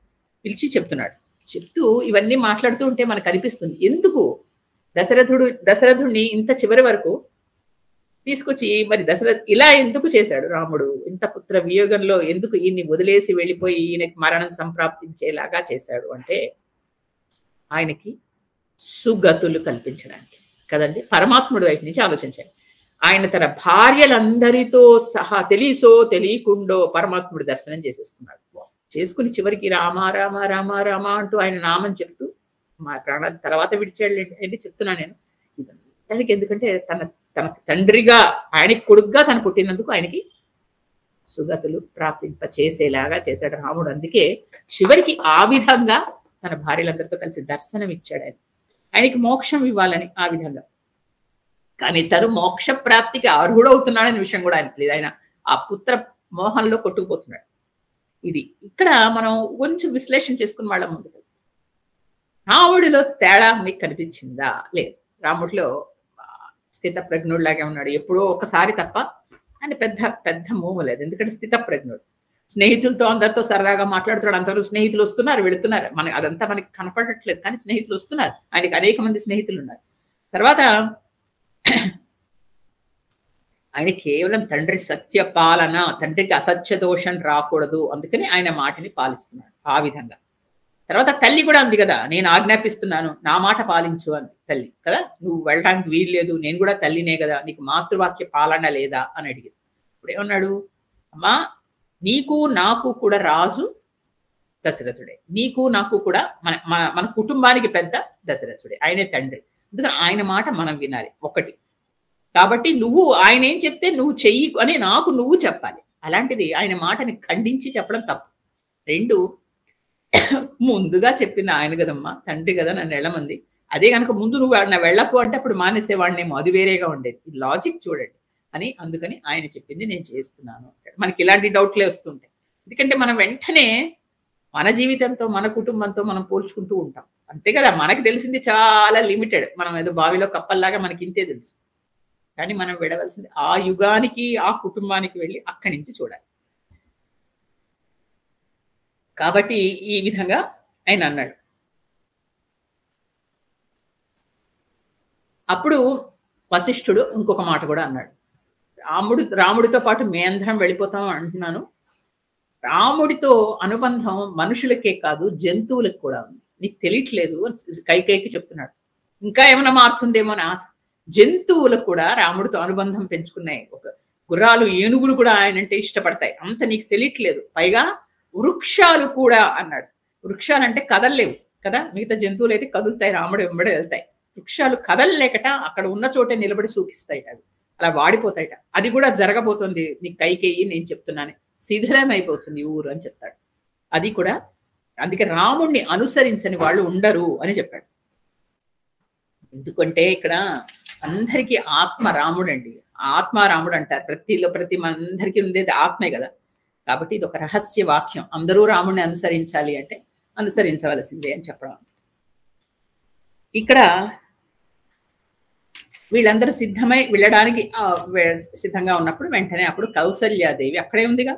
ఆవిడ సీతాదేవి దగ్గరికి పిలిచి దగ్గరికి తీసుకుని ఆవిడని భుజాల చుట్టూ చేతులేసి మరి కోడలు అప్పుడు చెప్తాను, తల్లి నువ్వు నా కొడుకుని పెళ్లి చేసుకున్నావు, ఎంత సుగుణవతివో నాకు తెలుసు, నువ్వు ఎలాంటి కుటుంబం నుంచి వచ్చావో కూడా నాకు తెలుసు.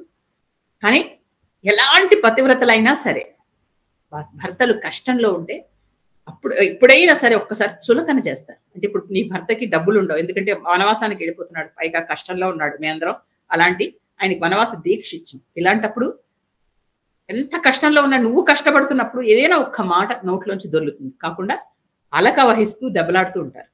అది కదా, అంతకుముందు భర్త ఎంత తనని గారాబం చేసినదో లేకపోతే భర్త తనని ఎంత ముద్దు చేసింది ఇవన్నీ గుర్తుండవు. ఈ క్షణంలో నాకు ఏమి దొరికింది అంటూ చూస్తూ ఆ క్షణంలో చులకన చేస్తూ ఉంటారు. ఎందుకంటే అలాంటి వాళ్ళకి సంపదలు వాళ్ళకి చాలా ఇష్టం, సుఖాలు ఇష్టం కాబట్టి ఇలా ఉంటుంది. నువ్వు అందుకని పాత విషయాలన్నీ తవ్వి పోట్లాడడం ఇలాంటివి చేయబోకు. ఇంకానేమో నువ్వు సాధ్వురాలు అని నాకు తెలుసు, సాధ్వివి అని. నువ్వు వంశ మర్యాదకు తగ్గినట్టుగా ఉండాలి, పతినే దైవంగా భావించు, తర్వాత నా కొడుకుని భక్తి గౌరవాలతో చూసుకో, ఎందుకంటే సంపద లేకపోయినా అతనే నీకు దైవం అని కౌసల్యాదేవి ఒక అత్తగారిగా తను చెప్పాల్సినవన్నీ సీతాదేవికి చెప్పు. అప్పుడు సీతాదేవి అంటుందండి, అమ్మా ఈ విషయాలే నాకు నా తల్లిదండ్రులు చిన్నప్పటి నుంచి నాకు చెప్పి పంపించారు. నాకు చిన్నప్పటి నుంచి మా అమ్మ మా నాన్నగారు ఇవే చెప్పారు, జాగ్రత్తగా ఉండాలి, నీ భర్తే నీకు దైవం, నీ అత్తగారు మావగారిని జాగ్రత్తగా చూసుకోవాలి, ఇలాంటి మంచి విషయాలే నాకు చెప్పి పంపించారు. అందుకే నేను నా భర్తని అనుసరిస్తున్నాను. నీడలాగా చంద్రుడి నుంచి వెన్నెల ఏ విధంగా వేరు చేయలేమో అలాగే నేను నా ధర్మం నుంచి వేరు కాను, నా సతీత్వ ధర్మం, నా భర్తని అనుసరించడం నా ధర్మం కింద నేను భావిస్తున్నాను అని చెప్పింది. అని 100 మంది పిల్లలున్నా వాళ్ళు నాకు చెప్పినా వాళ్ళ కంటే కూడా భర్తే ముఖ్యము నాకు. పుట్టింటి వారు కానీ పుత్రులు కానీ ఎవరైనా సరే ఎవరున్నా భర్త ఇచ్చిన సుఖాన్ని వాళ్ళు ఎవ్వరు ఇవ్వలేరమ్మా. అని నాకు భర్త కేవలం ఈ సుఖమే కాదు, నాకు మోక్షం కూడా ప్రసాదిస్తాడు. ఎందుకంటే అతను ఏ పుణ్యం చేసినా నాకు సగం అందులో వస్తూ ఉంటుంది. అలాగా పారమార్థిక అలాంటి మోక్షాన్ని కూడా ఇస్తాడు అని చెప్తున్నప్పుడు, నా తంత్రి వాద్యతే వీణ, నా చక్రో వర్తతే రథః, నా పతి సుఖమే ధేత, యస్యాదపి శతాత్మజ అని శ్లోకం చెప్తుంది. ఇది చాలా చాలా ఫేమస్ శ్లోకం. నేను మీకు పంపిస్తాను. కొన్ని శ్లోకాలు మీకు నేను మధ్యలో అర్థంతో సహా పంపిస్తున్నాను, అవి మీ రామాయణంలో రాసుకో. నా తంత్రి వాద్యతే వీణ, నా చక్రో వర్తతే రథః, నా పతి సుఖమే ధేత, యస్యాదపి శతాత్మజ. అంటే ఏంటంటే వీణ తీగలు లేని వీణ మోగదు కదా, వీణకి తీగలే ముఖ్యం కదా, తంత్రి వాచ్యం. తర్వాత చక్రాలు లేని రథం కదలదు. అలాగే భర్త సుఖం అంటే భర్త నుంచే వస్తుంది, అంతేగాని ఒక 100 మంది కొడుకులు ఇచ్చిన సుఖం కంటే భర్త ఇచ్చిన సుఖం వేరు, ఆ స్టేటస్ వేరు కదా, అలా ఉండాలి. కాబట్టి అందుకని నేను నా పతిని అనుగమిస్తున్నానమ్మా అని చెప్పింది. అంటే అప్పుడు కౌసల్యాదేవి ఆనందాశ్రులు, అంతవరకు దుఃఖపడింది, ఆనందాశ్రులు రాల్చింది. ఆవిడ రాల్చి అలాగే తల్లి జాగ్రత్తగా వెళ్ళిరా అని చెప్పింది. అప్పుడు ఇలా మాట్లాడుకుంటూ ఉంటే రాముడు నవ్వి అన్నాడు అని అంటున్నట్ట. ఇది చూడండి, రాముడి మధ్యలో అంటే నవ్విస్తూ కూడా ఉంటాడు రాముడు, అందరు కేవలం అంత సీరియస్ గా ఏమి ఉంటాడు. కౌసల్య కోడల్ని వదలదు, కోడల్ని పట్టుకుని మాట్లాడుతుంది. ఎంతసేపు అలా కోడలు అంటూ మాట్లాడుతూనే ఉంటుంది. ఆయనకి ఇష్టమే, అత్తగారు కోడలు సఖ్యంగా ఉంటే కొడుకు సంతోషం కాదు, ఇష్టమే, అది చెప్తున్నాడు. కౌసల్యాదేవి కోడల్ని వదలదు. కోడల అంటే సీత రాముణ్ణి వదలదు, రాముడా వనాన్ని వదలడు అన్నట్టు. ఎంత చక్కగా చెప్పాడు చూడండి. కౌసల్యాదేవి కోడల్ని వదలట్లేదు, సీత రాముణ్ణి వదలదు, రాముడా వనాన్ని వదలడు అని చెప్తూ ఇంకా సమయం అయిందిరా అని సీతకు చెప్పాడు. చెప్తే అప్పుడు వెంటనే వీళ్ళిద్దరూ కలిసి మళ్ళా అత్తగారికి మావగారికి అందరికి ప్రదక్షిణ నమస్కారాలు చేయడం. ఆ రోజుల్లో అది పద్ధతి అండి, తల్లికి తండ్రికి ప్రదక్షిణ నమస్కారాలు చేసేవారు.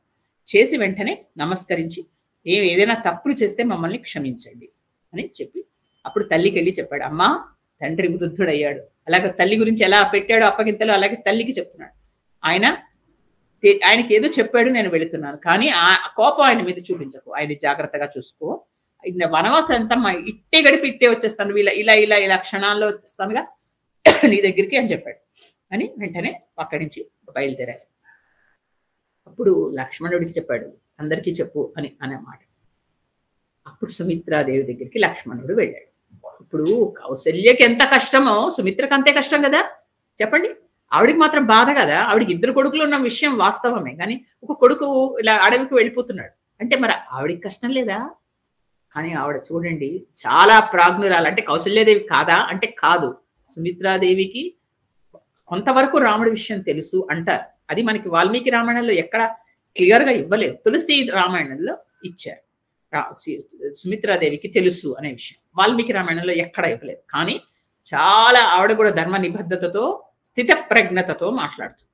ఏం చెప్పింది, అసలు నేను నిన్ను ఎందుకు కన్నానో తెలుసా లక్ష్మణ, శ్రీరాముడిని సేవించడానికే కన్నాను, నువ్వు అందుకే పుట్టావు, నువ్వు పుట్టడమే అందుకు పుట్టావురా, అందువల్ల ఎలాంటి ఏమరుపాటు లేకుండా నువ్వు వాళ్ళిద్దరిని సేవించు, నువ్వు తోడుగా ఉండడం వల్ల వాళ్ళు అయోధ్యని మర్చిపోవాలి. అయోధ్య తర్వాత అంతఃపురము, కౌసల్యాదేవి, నేను, దశరథుడివే వాళ్ళ గుర్తు రాకూడదు. అలాగా వాళ్ళని సేవలు చేసి మాటలు చెప్పి నవ్విస్తూ అలా కబుర్లు చెప్తూ అన్ని చూపిస్తూ ఈ విధంగా చూసుకోవాలి వాళ్ళిద్దరిని నువ్వు అని చెప్పి అయోధ్య తర్వాత వంశంలో ఉత్తమ సాంప్రదాయాలు ఏవైతే ఉన్నాయో అవన్నీ నేను నీకు నేర్పించాను, అవన్నీ పాటించు, జాగ్రత్తగా ఉండు అని చెప్పి శ్రీరాముణ్ణి నీ తండ్రిగా చూసుకో, సీతాదేవిని నన్నుగా భావించు, అమ్మ అనుకో, అలా నేను అనుకో, అలా భావించు, అడవిని అయోధ్యగా భావించు, హాయిగా వెళ్ళు అంది. వెళ్ళు అంది, వెళ్ళిరా అని కూడా అనలేట ఆవిడ. సుమిత్రాదేవి ఆవిడకి నిజంగా ఎలాంటి ప్రాజ్ఞురాలో చూడండి. ఇక్కడ కైకేయి చూడండి, తన కొడుకు కోసం రాముడిని అడవికి పంపిస్తే సుమిత్రాదేవి రాముడి కోసం తన కొడుకుని అడవికి పంపించింది. త్యాగం అండి, నిజంగా మనం చేస్తామండి. ఆ స్థితిలో మీరు ఊహించుకోండి, మీరు సుమిత్ర అనుకోండి, పక్కకి పిలిచి నువ్వు ఎందుకు వెళ్తున్నావు, అసలు ఎవరు వెళ్ళమన్నారు, నువ్వు పక్కకి రా, నువ్వు ఎందుకు ఊరికి వెళ్ళిపోతున్నావు, ఏం వెళ్ళక్కర్లా, రాముడిని సీతని వెళ్ళని పర్లేదు, నువ్వు ఇక్కడ అలా ఏదో చెప్పేసుకుంటాం కదా కొడుక్కి, చెప్తామా వెళ్ళిపోమని, అలా చెప్పలేదు. అసలు ఆవిడ పుట్టినప్పటి నుంచి త్యాగమే. చెప్పాను కదా మీకు నేను, ఆవిడ పుట్టి నిజానికి ఆవిడ ఇంట్లో గట్టిగా ఉయ్యాలు కూడా వేయలేట. పుట్టినప్పటి నుంచి లక్ష్మణుడు రాముడి వైపు, శత్రుఘ్నుడు భరతుడి వైపు వెళ్ళిపోయారు. అంటే అటువైపు వాళ్ళకి ఆకర్షణ రాగేస్తోంది కాబట్టి నిజానికి గట్టిగా అటువే ఉండేవాళ్ళు. కాబట్టి ఈవిడ ఏం బాధపడలేదు. ఇలాగే ఆవిడకి అలాగే అలవాటైంది, అలాగే ఉంది అంతే తప్ప ఎప్పుడు ఏనాడు ఎవరితోనూ ఆవిడ ఒక పోటీకి కూడా వెళ్ళలేదు. ఇలాగే ఉంది, అలాగే ఉంది, కొడుకుల్ని అలాగే పెంచుకున్నాడు.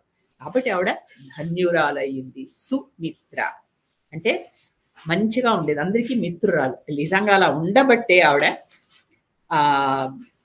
ఒక అసాధారణ స్త్రీ. ఆవిడ దేవతల పని సానుకూలం చేసింది. లక్ష్మణుడు వెళ్లకుండా ఉంటే నిజానికి ఇంత యుద్ధం అవన్నీ సంభవాలు కావు కదా. శూర్పణఖ ముక్కులు చేవులు కోయకుండా ఉండడం, లేకపోతే యుద్ధం అయ్యేది కాదు. కాబట్టి దేవతల పనికి ఈవిడ అనుకూలంగా ఈవిడ ఉండింది. అందుకే ఈవిడ సుమిత్ర అంటారు. పేర్లు కూడా చూడండి ఎంత చక్కగా పెట్టారు. కాబట్టి ఈవిడ ఇతరుల కష్టాన్ని తన సంతానంతో తీర్చేసింది కదా. అటువైపు భరతుడి వైపు శత్రుఘ్నుడిని ఇచ్చింది, ఇటువైపు ఇలా ఇచ్చింది. ఆవిడ అడ్డం పడితే ఏమయ్యేది కదా, అలా పడలేదు. ఆవిడకి ఆ స్వార్థం లేదు. ఇక్కడ ఈవిడ ఈ చెప్పిన శ్లోకం అత్యంత ముఖ్యమైన శ్లోకం, చాలా గొప్ప శ్లోకం. పైకి మామూలుగా కనిపిస్తుంది, వెనక అర్థం 2 అర్థాలతో చెప్తారు. నిజానికి పెద్దవాళ్ళు అయితే 7 అర్థాలు కూడా చెప్తారు ఇందులో. రామం దశరథం విద్ధి మాం విద్ధి జనకాత్మజాం అయోధ్యాం అటవీం విద్ధి గచ్చతాథ యథా సుఖం. రామం దశరథం విద్ధి మాం విద్ధి జనకాత్మజాం అయోధ్యాం అటవీం విద్ధి గచ్చతాథ యథా సుఖం. అంటే రాముణ్ణి దశరథుడు అనుకో, సీతని నన్ను అనుకో, అటవిని అయోధ్య అనుకో, వెళ్ళిరా అని చెప్పి సుఖంగా వెళ్ళు అని. అది పైకి కనిపించే అర్థం. వెనక అర్థం చాలా గొప్పగా ఉంటుంది. ఏంటంటే ఇక్కడ దశము అంటే ఒకటి అర్థం పక్షి అని, తర్వాత రథము అంటే వాహనం. పక్షి వాహనంగా కలవాడు అంటే ఎవరు? గరుత్మంతుడు వాహనంగా కలవాడు విష్ణుమూర్తి. కాబట్టి రాముడు ఎవరో తెలుసా? విష్ణుమూర్తి అని తెలుసుకో అని చెప్తాడు. మా అంటే లక్ష్మీదేవి ఒక అర్థం. లక్ష్మీదేవి సీతాదేవి అని తెలుసుకో. అయోధ్య ఇక్కడ అంటే వైకుంఠము అనే అర్థం. ఇంకొక అర్థం ఉంది, అపరాజిత అయిన వైకుంఠం అని ఇంకొక అర్థం. కాబట్టి అడవే వైకుంఠం అని అర్థం చేసుకో. అందుకని శ్రీరాముని పాద స్పర్శతో పునీతమైన అడవే అయోధ్యగా అంటే వైకుంఠంగా భావించు. పిచ్చివాడా, ఆయనే శ్రీరాముడు మహావిష్ణువు అని తెలుసుకోరా, ఆవిడే మహాలక్ష్మి అని తెలుసుకో. నువ్వు వెళ్ళేదే వైకుంఠం, వాళ్ళతో పాటు నువ్వు ఉండబోతున్నావు. కాబట్టి జాగ్రత్తగా ఉండి అక్కడ చక్కగా ఉండు, వాళ్ళని సేవించుకో అని చెప్తాడు వెనకరించి. వెనక పైకి అర్థం మనకి మామూలుగా కనిపిస్తుంది, కానీ పండితులు వెనకాతల అర్థాలు తీసుకుని చెప్తే అది. తర్వాత దశము అంటే పక్షి, రథము అంటే దశరథ కదా, వాహనం అంటే పక్షి వాహనంగా కలవాడు, గరుత్మంతుడు వాహనంగా కలవాడు మహావిష్ణువు. అలాంటి మహావిష్ణువే శ్రీరామచంద్రుడు. తర్వాత మా అంటే లక్ష్మీదేవి, ఆ లక్ష్మీదేవే సీతాదేవి. అయోధ్య అంటే వైకుంఠం. తండ్రి రాముడే మహావిష్ణువు, సీతే లక్ష్మీదేవి, వాళ్ళిద్దరూ ఉన్న చోటే వైకుంఠం. కాబట్టి వాళ్ళని సేవించు అని పంపించింది. ఇలాగా సుమిత్రాదేవి ఇంత చక్కగా చెప్పి ఆవిడికి పంపించింది. పైగా చెప్పింది, రాముడు అంటే నీకు ఎందుకంత ఇష్టమో ఎందుకో తెలుసా? ఎందుకంటే నీకు మనంలో ఉండేందుకే బహుశా నువ్వు పుట్టావు, అందుకే వెళ్ళి సేవ చెయ్యి, అక్కడే ఉండు నువ్వు జాగ్రత్తగా. రాముని విషయంలో, సీత విషయంలో ఎట్టి పరిస్థితుల్లో పరాకు చెందకు అని చెప్పి, అంటే ఏంటి, జాగ్రత్తగా ఉండు, వదిలేసి అటు ఇటు వెళ్ళక్షమా, జాగ్రత్తగా ఉండు అని చెప్పి పంపించింది. చెప్తే ఇప్పుడు మనకందరికి మొన్న అడిగిన సందేహం, మరి అందరికీ చెప్పాడు లక్ష్మణుడు, ఊర్మిళకి చెప్పాడా లేదా? ఇక్కడ ఈ సందేహానికి సమాధానం వాల్మీకి ఇవ్వలేదు, తులసి రామాయణంలో కూడా ఇవ్వలేదు. మనకి కనిపించేవన్నీ ఊర్మిళ నిద్ర, ఊర్మిళకు అన్ని తర్వాత పుట్టిన కథలు. అంటే మనలాంటి వాళ్ళే రామాయణాన్ని బాగా చదివి వంట పట్టించుకున్న వాళ్ళకి ఏంటవుతుందంటే అన్ని పాత్రల మీద మనస్సు వెళ్ళిపోతుంది. వాళ్ళు అన్ని చదువుతూ సీత మీద వాళ్ళే సీతలా ఫీల్ అయిపోతూ ఉంటారు కదా. మనం అందరం అలా అనుకోట్లా, మనమే సీత అయిపోతున్నాం, మనమే కౌసల్య అయిపోయి ఏడుస్తున్నాం, మనమే దశరథుడు అయిపోతున్నాం కదా. కాసేపు ఇందాక వశిష్ఠుడు అయిపోయి నాకు కళ్ళనీళ్ళు వచ్చాయి, అలా వస్తుంది. అలా అయిన తర్వాత ఇక్కడ కొంతమందికి బాధేస్తుంది, అయ్యో ఊర్మిళ చెప్పలేదే, ఊర్మిళ విషయం వదిలేశాడే, ఊర్మిళ ఏమైంది మరి, సీత అయితే వెళ్ళిపోయింది, ఊర్మిళ పాపం బాధపడుతూ ఒక్కరితే ఉంది, ఏం చేసిందో అంటే ఇప్పుడు వాళ్ళకి వాళ్ళే సమాధానం ఇచ్చుకున్నారు. ఓహో ఇలా ఊర్మిళ ఇలా నిద్ర తీసుకొని ఉంటుంది. లక్ష్మణుడు హాయిగా నిద్రపోయాడు. ఆ విషయం తర్వాత మనకు తెలుస్తుంది, అడవి తర్వాత అరణ్యకాండలో లక్ష్మణుడు హాయిగా నిద్రపోయాడు, ఆయన నిద్ర లేకుండా ఏమీ లేదు. అని మనకి ఊర్మిళ ఆయన ఏమన్నాడు, వెళ్ళి అందరికీ చెప్పు అని ఒక్కటే మాట అన్నాడు. కాబట్టి చెప్పాడు అని మనం భావించుకోవాలి, ఎక్కడ స్పెసిఫిక్ గా రాముడు చెప్పినట్టు లేదు. నిజానికి మనం పెద్దవాళ్ళు ఇంకొక మాట చెప్తారు ఏంటంటే, ఇది నిజానికి రామాయణంలో లేదు కానీ పెద్దవాళ్ళు చెప్పినవి చెప్తున్నాను నేను. లక్ష్మణుడు ఆదిశేషుడి అవతారం కదా, ఆదిశేషుడే లక్ష్మణుడు అంటే. అమ్మవారు ఇక్కడ ఊర్మిళ అనేది ఆయన శక్తి స్వరూపం, అంటే నాగలక్ష్మి అంటారు. కాబట్టి ఆవిడ ఆయనకి శక్తిగా నిలబడాలి. ఇక్కడ లక్ష్మణుడు ఏం చెప్పాడు, నాకు సేవా తత్పరత, నేను పుట్టింది రాముడికి సేవ చేయడం కోసం. అందుకని ఈవిడ పతివ్రతగా భర్త మనసు అర్థం చేసుకుని భర్త ఆ సేవ చేయడానికి ఆవిడ సహకరించింది, అంతే కదా. నేను కూడా వస్తాను అని ఆవిడ హఠం చేసి ఆవిడ వచ్చుంటే లక్ష్మణుడు ఇంత శ్రద్ధగా సేవించేవాడా, అయ్యేది కాదు. కాబట్టి ఆవిడ తీసుకున్న స్టాండ్ అది ఏంటంటే, మరి ధర్మం, ఆ పతివ్రత ధర్మం ఆవిడికి లేదా? ధర్మం పరిస్థితులను బట్టి, వ్యక్తులను బట్టి మారుతుంది అని మీకు ముందరే చెప్పా. సత్యం మారదు, ధర్మం మారుతుంది. ఇక్కడ మనం చేసింది ఇంకొక చోట చేయకపోవచ్చు, కానీ అది ధర్మమేది కదా, అక్కడ చేసినా చేయకపోయినా. అలాగే ఇప్పుడు సీతాదేవి ఆవిడకి ధర్మం అనుకుని ఆవిడ వెళ్ళింది, ఎందుకంటే ఆవిడ వల్ల రావణాసురుడు వధ జరగాలి, ఆవిడ వెళ్ళింది. కానీ ఇక్కడ ఊర్మిళ వెళ్ళడానికి కుదరదు. ఊర్మిళ వెళ్తే అదే ఇవేవి జరిగేవి కావు కదా, రావణ వధ జరగదు. ఒకటి. రెండు, ఇక్కడ అత్తగారులని వాళ్ళందరినీ చూసుకోవాల్సిన బాధ్యత ఆవిడకుంది. కాబట్టి ఇక్కడ ఆ లక్ష్మణుడి సేవ ఆయన నిరంతరంగా చేసుకోవడానికి తను ఒక ఆటంకం అవ్వకూడదు అనే ఉద్దేశంతో ఆవిడ వెనక్కి ఉండిపోయింది. కానీ ఆవిడ పాతివ్రత్యానికి ఇక్కడ సీతాదేవితో సమానంగానే పెద్దపీట వేయాలి మనం, ఎందుకంటే ఆవిడ అలా ఉండడం వల్లే లక్ష్మణుడు నిశ్చింతగా వెళ్ళాడు కదా. కాబట్టి ఆవిడ నిజంగా వీళ్ళందరూ గొప్ప పతివ్రత శిరోమణులు. ఊర్మి అంటే తరంగం అని అర్థం, తరంగం, వేవ్. కాబట్టి ఈ కథ, మన కథ, రామాయణ కథ వేగాన్ని పెంచడానికి ఈ ఊర్మిళ కూడా మనకి ఉపయోగపడి రామ కథకి పరిపూర్ణత చేకూర్చింది కదండి. కదా నిజంగా కదా. అందువల్ల ఊర్మిళ కూడా మనం పెద్దపీటే వేయాలి. ఓహో ఆవిడ తీసేయకూడదు. మాండవి శృత కీర్తి అంటే వాళ్ళ గురించి కూడా ఉన్నాయి, కానీ పెద్దగా వాల్మీకి రామాయణంలో వాళ్ళ గురించి ఏమీ లేదు. అందరూ అదేంటి పెళ్ళైన తర్వాత అత్తగారింటికి వచ్చారు అని వదిలేశాడు అంతే. కానీ మనం రామాయణ భక్తులుగా రాముడి పరివారంలో ఒకళ్ళైపోయాం, అక్కడే ఉన్నాం, మనం అక్కడే తిరుగుతున్నాం అంతఃపురంలో కదా. అలాంటప్పుడు మన కళ్ళు వెతికేసుకుంటున్నాయి, ఊర్మిళ ఏం చేసిస్తోంది, మాండవి ఏం చేసిస్తోంది. అందుకని మనకి సమాధానం చెప్పడం కోసం ఇది చెప్పాను, కానీ ఎక్కడ వాల్మీకి విషయమే రాయలేదు. ఇక్కడి నుంచి బయలుదేరడానికి రాముడు సిద్ధపడ్డాడు కదా. అప్పుడు సుమంత్రుడు రథం తీసుకొచ్చి శ్రీరాముడికి చెప్పాడు, శ్రీరామ రథం సిద్ధంగా ఉంది, నువ్వు అధిరోహించవచ్చు. అప్పుడు సీతారాములు లక్ష్మణుడు రథాన్ని అధిరోహించాలి ముందర. అందుకని వెంటనే ఏం చేశాడు, అక్కడ ఆయన అమ్మవారికి గురువాక్యం ఉంది, సీతాదేవికి గురువాక్యం, గురు శాసనం ఉంది. ఏంటి చెప్పాడు వశిష్ఠుడు, నువ్వు ఆభరణాలు ధరించి వెళ్ళాలి, అలా అన్ని విసర్జించి వెళ్ళకూడదు, అది పద్ధతి కాదు అన్నాడు. గురువాక్యాన్ని శిరసా వహించాలి. అందుకని కోశాగారం నుంచి దశరథుడు అనేక ఆభరణాలు తెప్పించాడు, అన్ని తీసుకోలేదు ఆవిడ, కొన్ని మాత్రం గ్రహించి పెట్టుకుంది. ఎందుకంటే ఆవిడ సర్వభూషణగానే వెళ్ళాలి. ఎందుకంటే మనకు గుర్తుంది కదా తర్వాత ఏమవుతుందో, అవన్నీ ఆవిడ గుర్తుగా పడేస్తే ఆంజనేయ స్వామి గ్రహిస్తాడు. కాబట్టి అంతవరకు ఆవిడ కేవలం మంగళసూత్రం నల్ల పూసలతో ఉందేమో. వెంటనే ఈయన తెప్పించినప్పుడు కొన్ని ఆభరణాలు గ్రహించి అవసరమైనంత మాత్రం ఆవిడ వేసుకుని రథం ఎక్కడానికి సిద్ధమైంది. వెంటనే అప్పుడు సుమంత్రుడు ఏం చేశాడంటే, అక్కడ సూయజ్ఞుడి ఇంట్లో నుంచి తెచ్చిన విల్లంబులు, తర్వాత కవచాలు అవన్నీ ఉన్నాయి కదా, అవన్నీ సీతాదేవి పూజ చేసింది. వాటన్నిటిని తర్వాత బాణాలు పెట్టుకోవడానికి అవన్నీ తీసుకొచ్చి వాటన్నిటిని రథంలో పెట్టించాడు. తర్వాత కొన్ని డాళ్ళు అంటే యుద్ధం చేయడానికి సరిపడా అలాంటివి. తర్వాత ఒక రాముడు అడిగాడు వెళుతూ, అమ్మా ఏంటి కైకేయిని, నాకు ఒక పలుగు ఒక గంప కూడా కావాలి. చూడండి ఎంత కష్టం లేదండి. అలాంటివి రాముడు అడగడం, పట్టాభిషేకం ఆ పాటికి అయిపోవచ్చు. ఒక పలుగు ఒక గంప అంటే ఇలా, గంప అంటే తెలుసుకుంటే బాస్కెట్ పెద్దది, పలుగు అంటే ఇలా తొగుతారు ఇనపది. అవి రెండు, ఎందుకంటే వాళ్ళు దారి చేసుకుంటూ వెళ్ళాలి, లేకుంటే ఏదైనా కట్టాలి, పన్నసాల రెండు ఉండాలి వనవాసానికి వెళుతుంటే. అమ్మా రెండు ఇవ్వు అని అడిగాడు. అవి కూడా అవి పెట్టించాడు రథంలో. ఇవన్నీ ఎక్కిన తర్వాత అప్పుడు లక్ష్మణుడు, రాముడు, సీత ముగ్గురు రథం ఎక్కారు.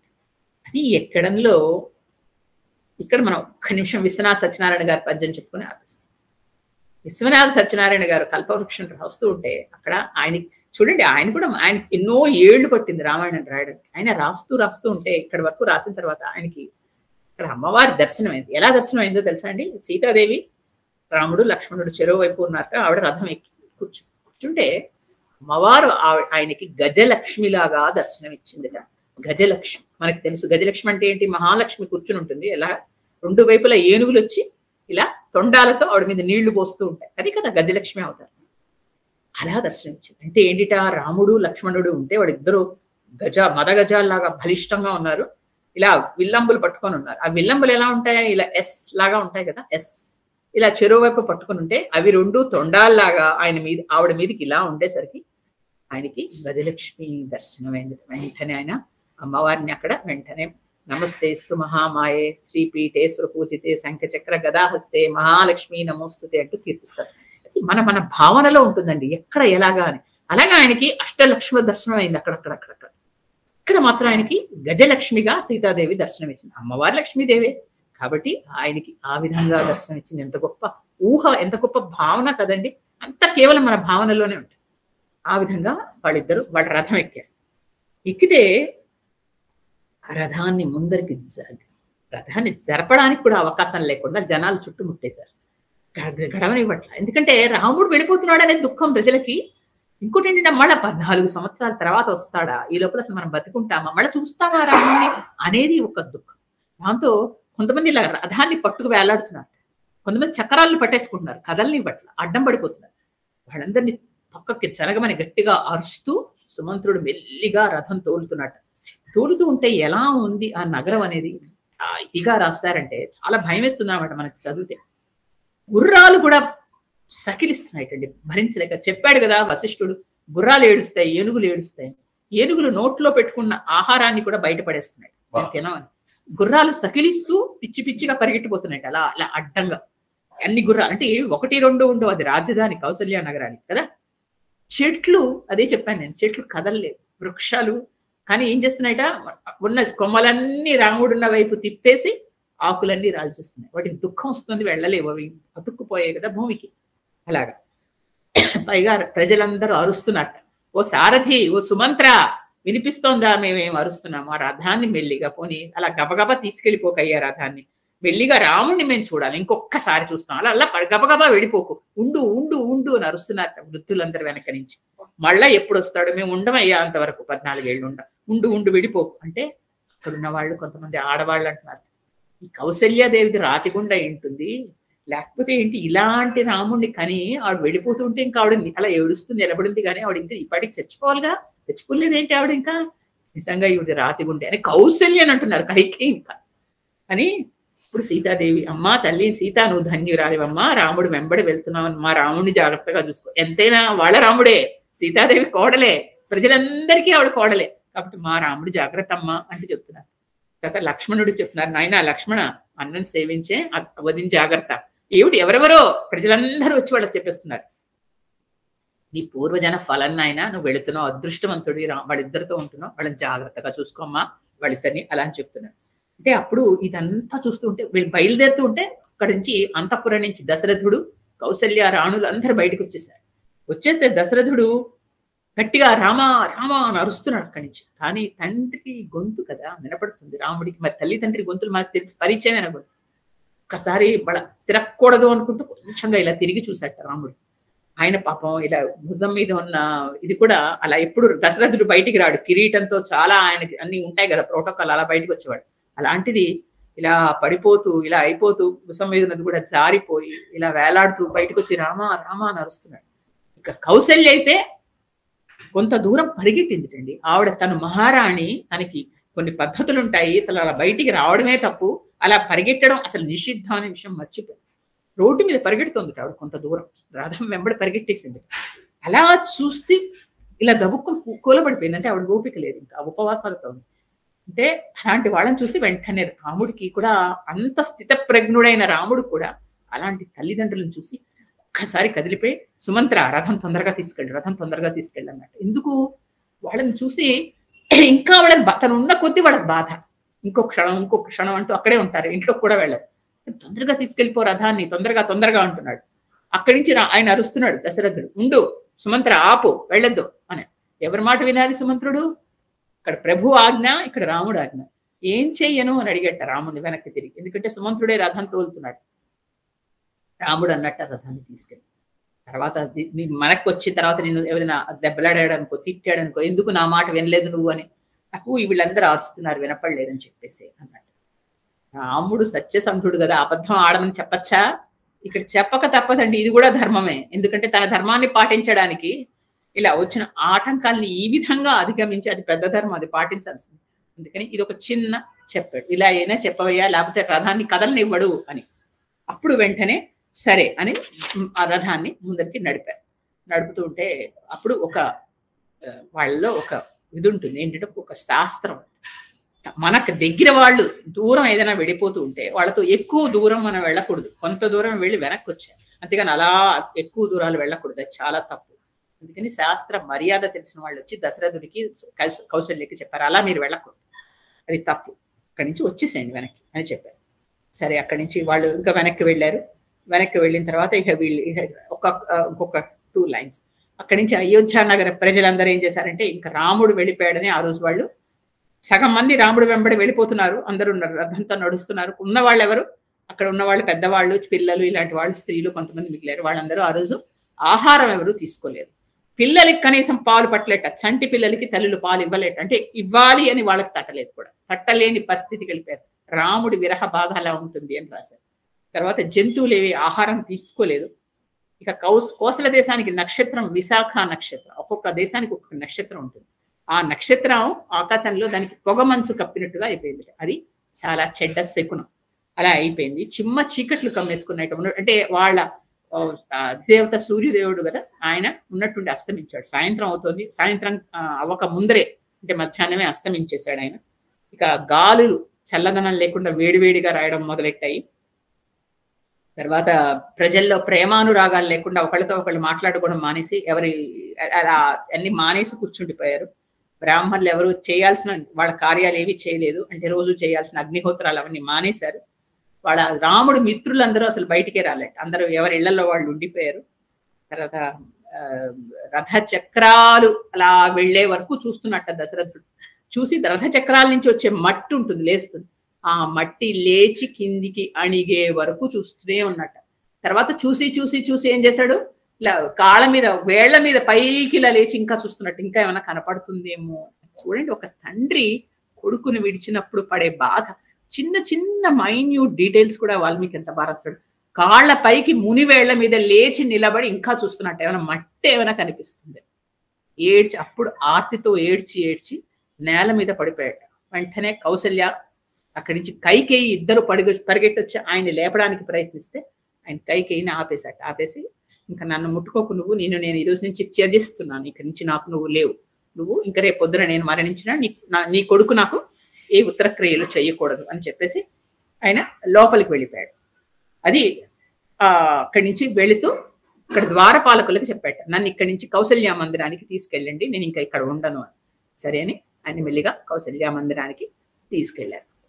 అది ఇప్పటి వరకు జరిగిన కథ అయోధ్య కాండ. నేను మీకు చెప్పాను, ఇది కొంచెం మనస్సుకి క్షోభ పెడుతుంది ఈ కాండ. ఎందుకంటే మనం అందరము అయోధ్య ప్రజల్లాగా మనం కూడా రాముడితో మమైకం అయిపోయాం. మన రాముడు, మన సీత, మన వాళ్ళు అంటూ రాముడితోనే అక్కడే ఉంటున్నాం మనం. అలాంటిది రాముడి అయోధ్య ప్రజల్లాగా మనందరికీ మనసు నొప్పెట్టేలాగా అంత దుఃఖపడుతూ వాళ్ళు వెళుతూ ఉంటే మనకి మనసు క్షోభే కదండి.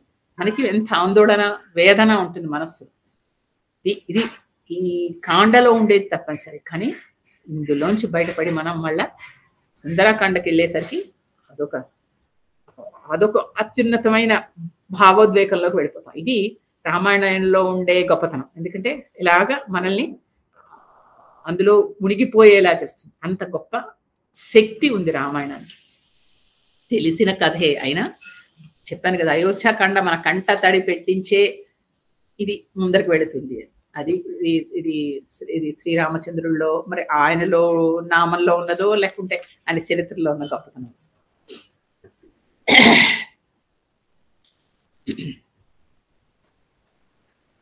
యత్ర యత్ర రఘునాథ కీర్తనం తత్ర తత్ర కృతమస్తకాంజలిం బాష్పవారి పరిపూర్ణలోచనం మారుతిం నమత రాక్షసాంతకం. శ్రీరామ జయ రామ జయ జయ రామ, శ్రీరామ జయ రామ జయ జయ రామ, శ్రీరామ జయ రామ జయ జయ రామ. స్వస్తి. జై శ్రీరామ్.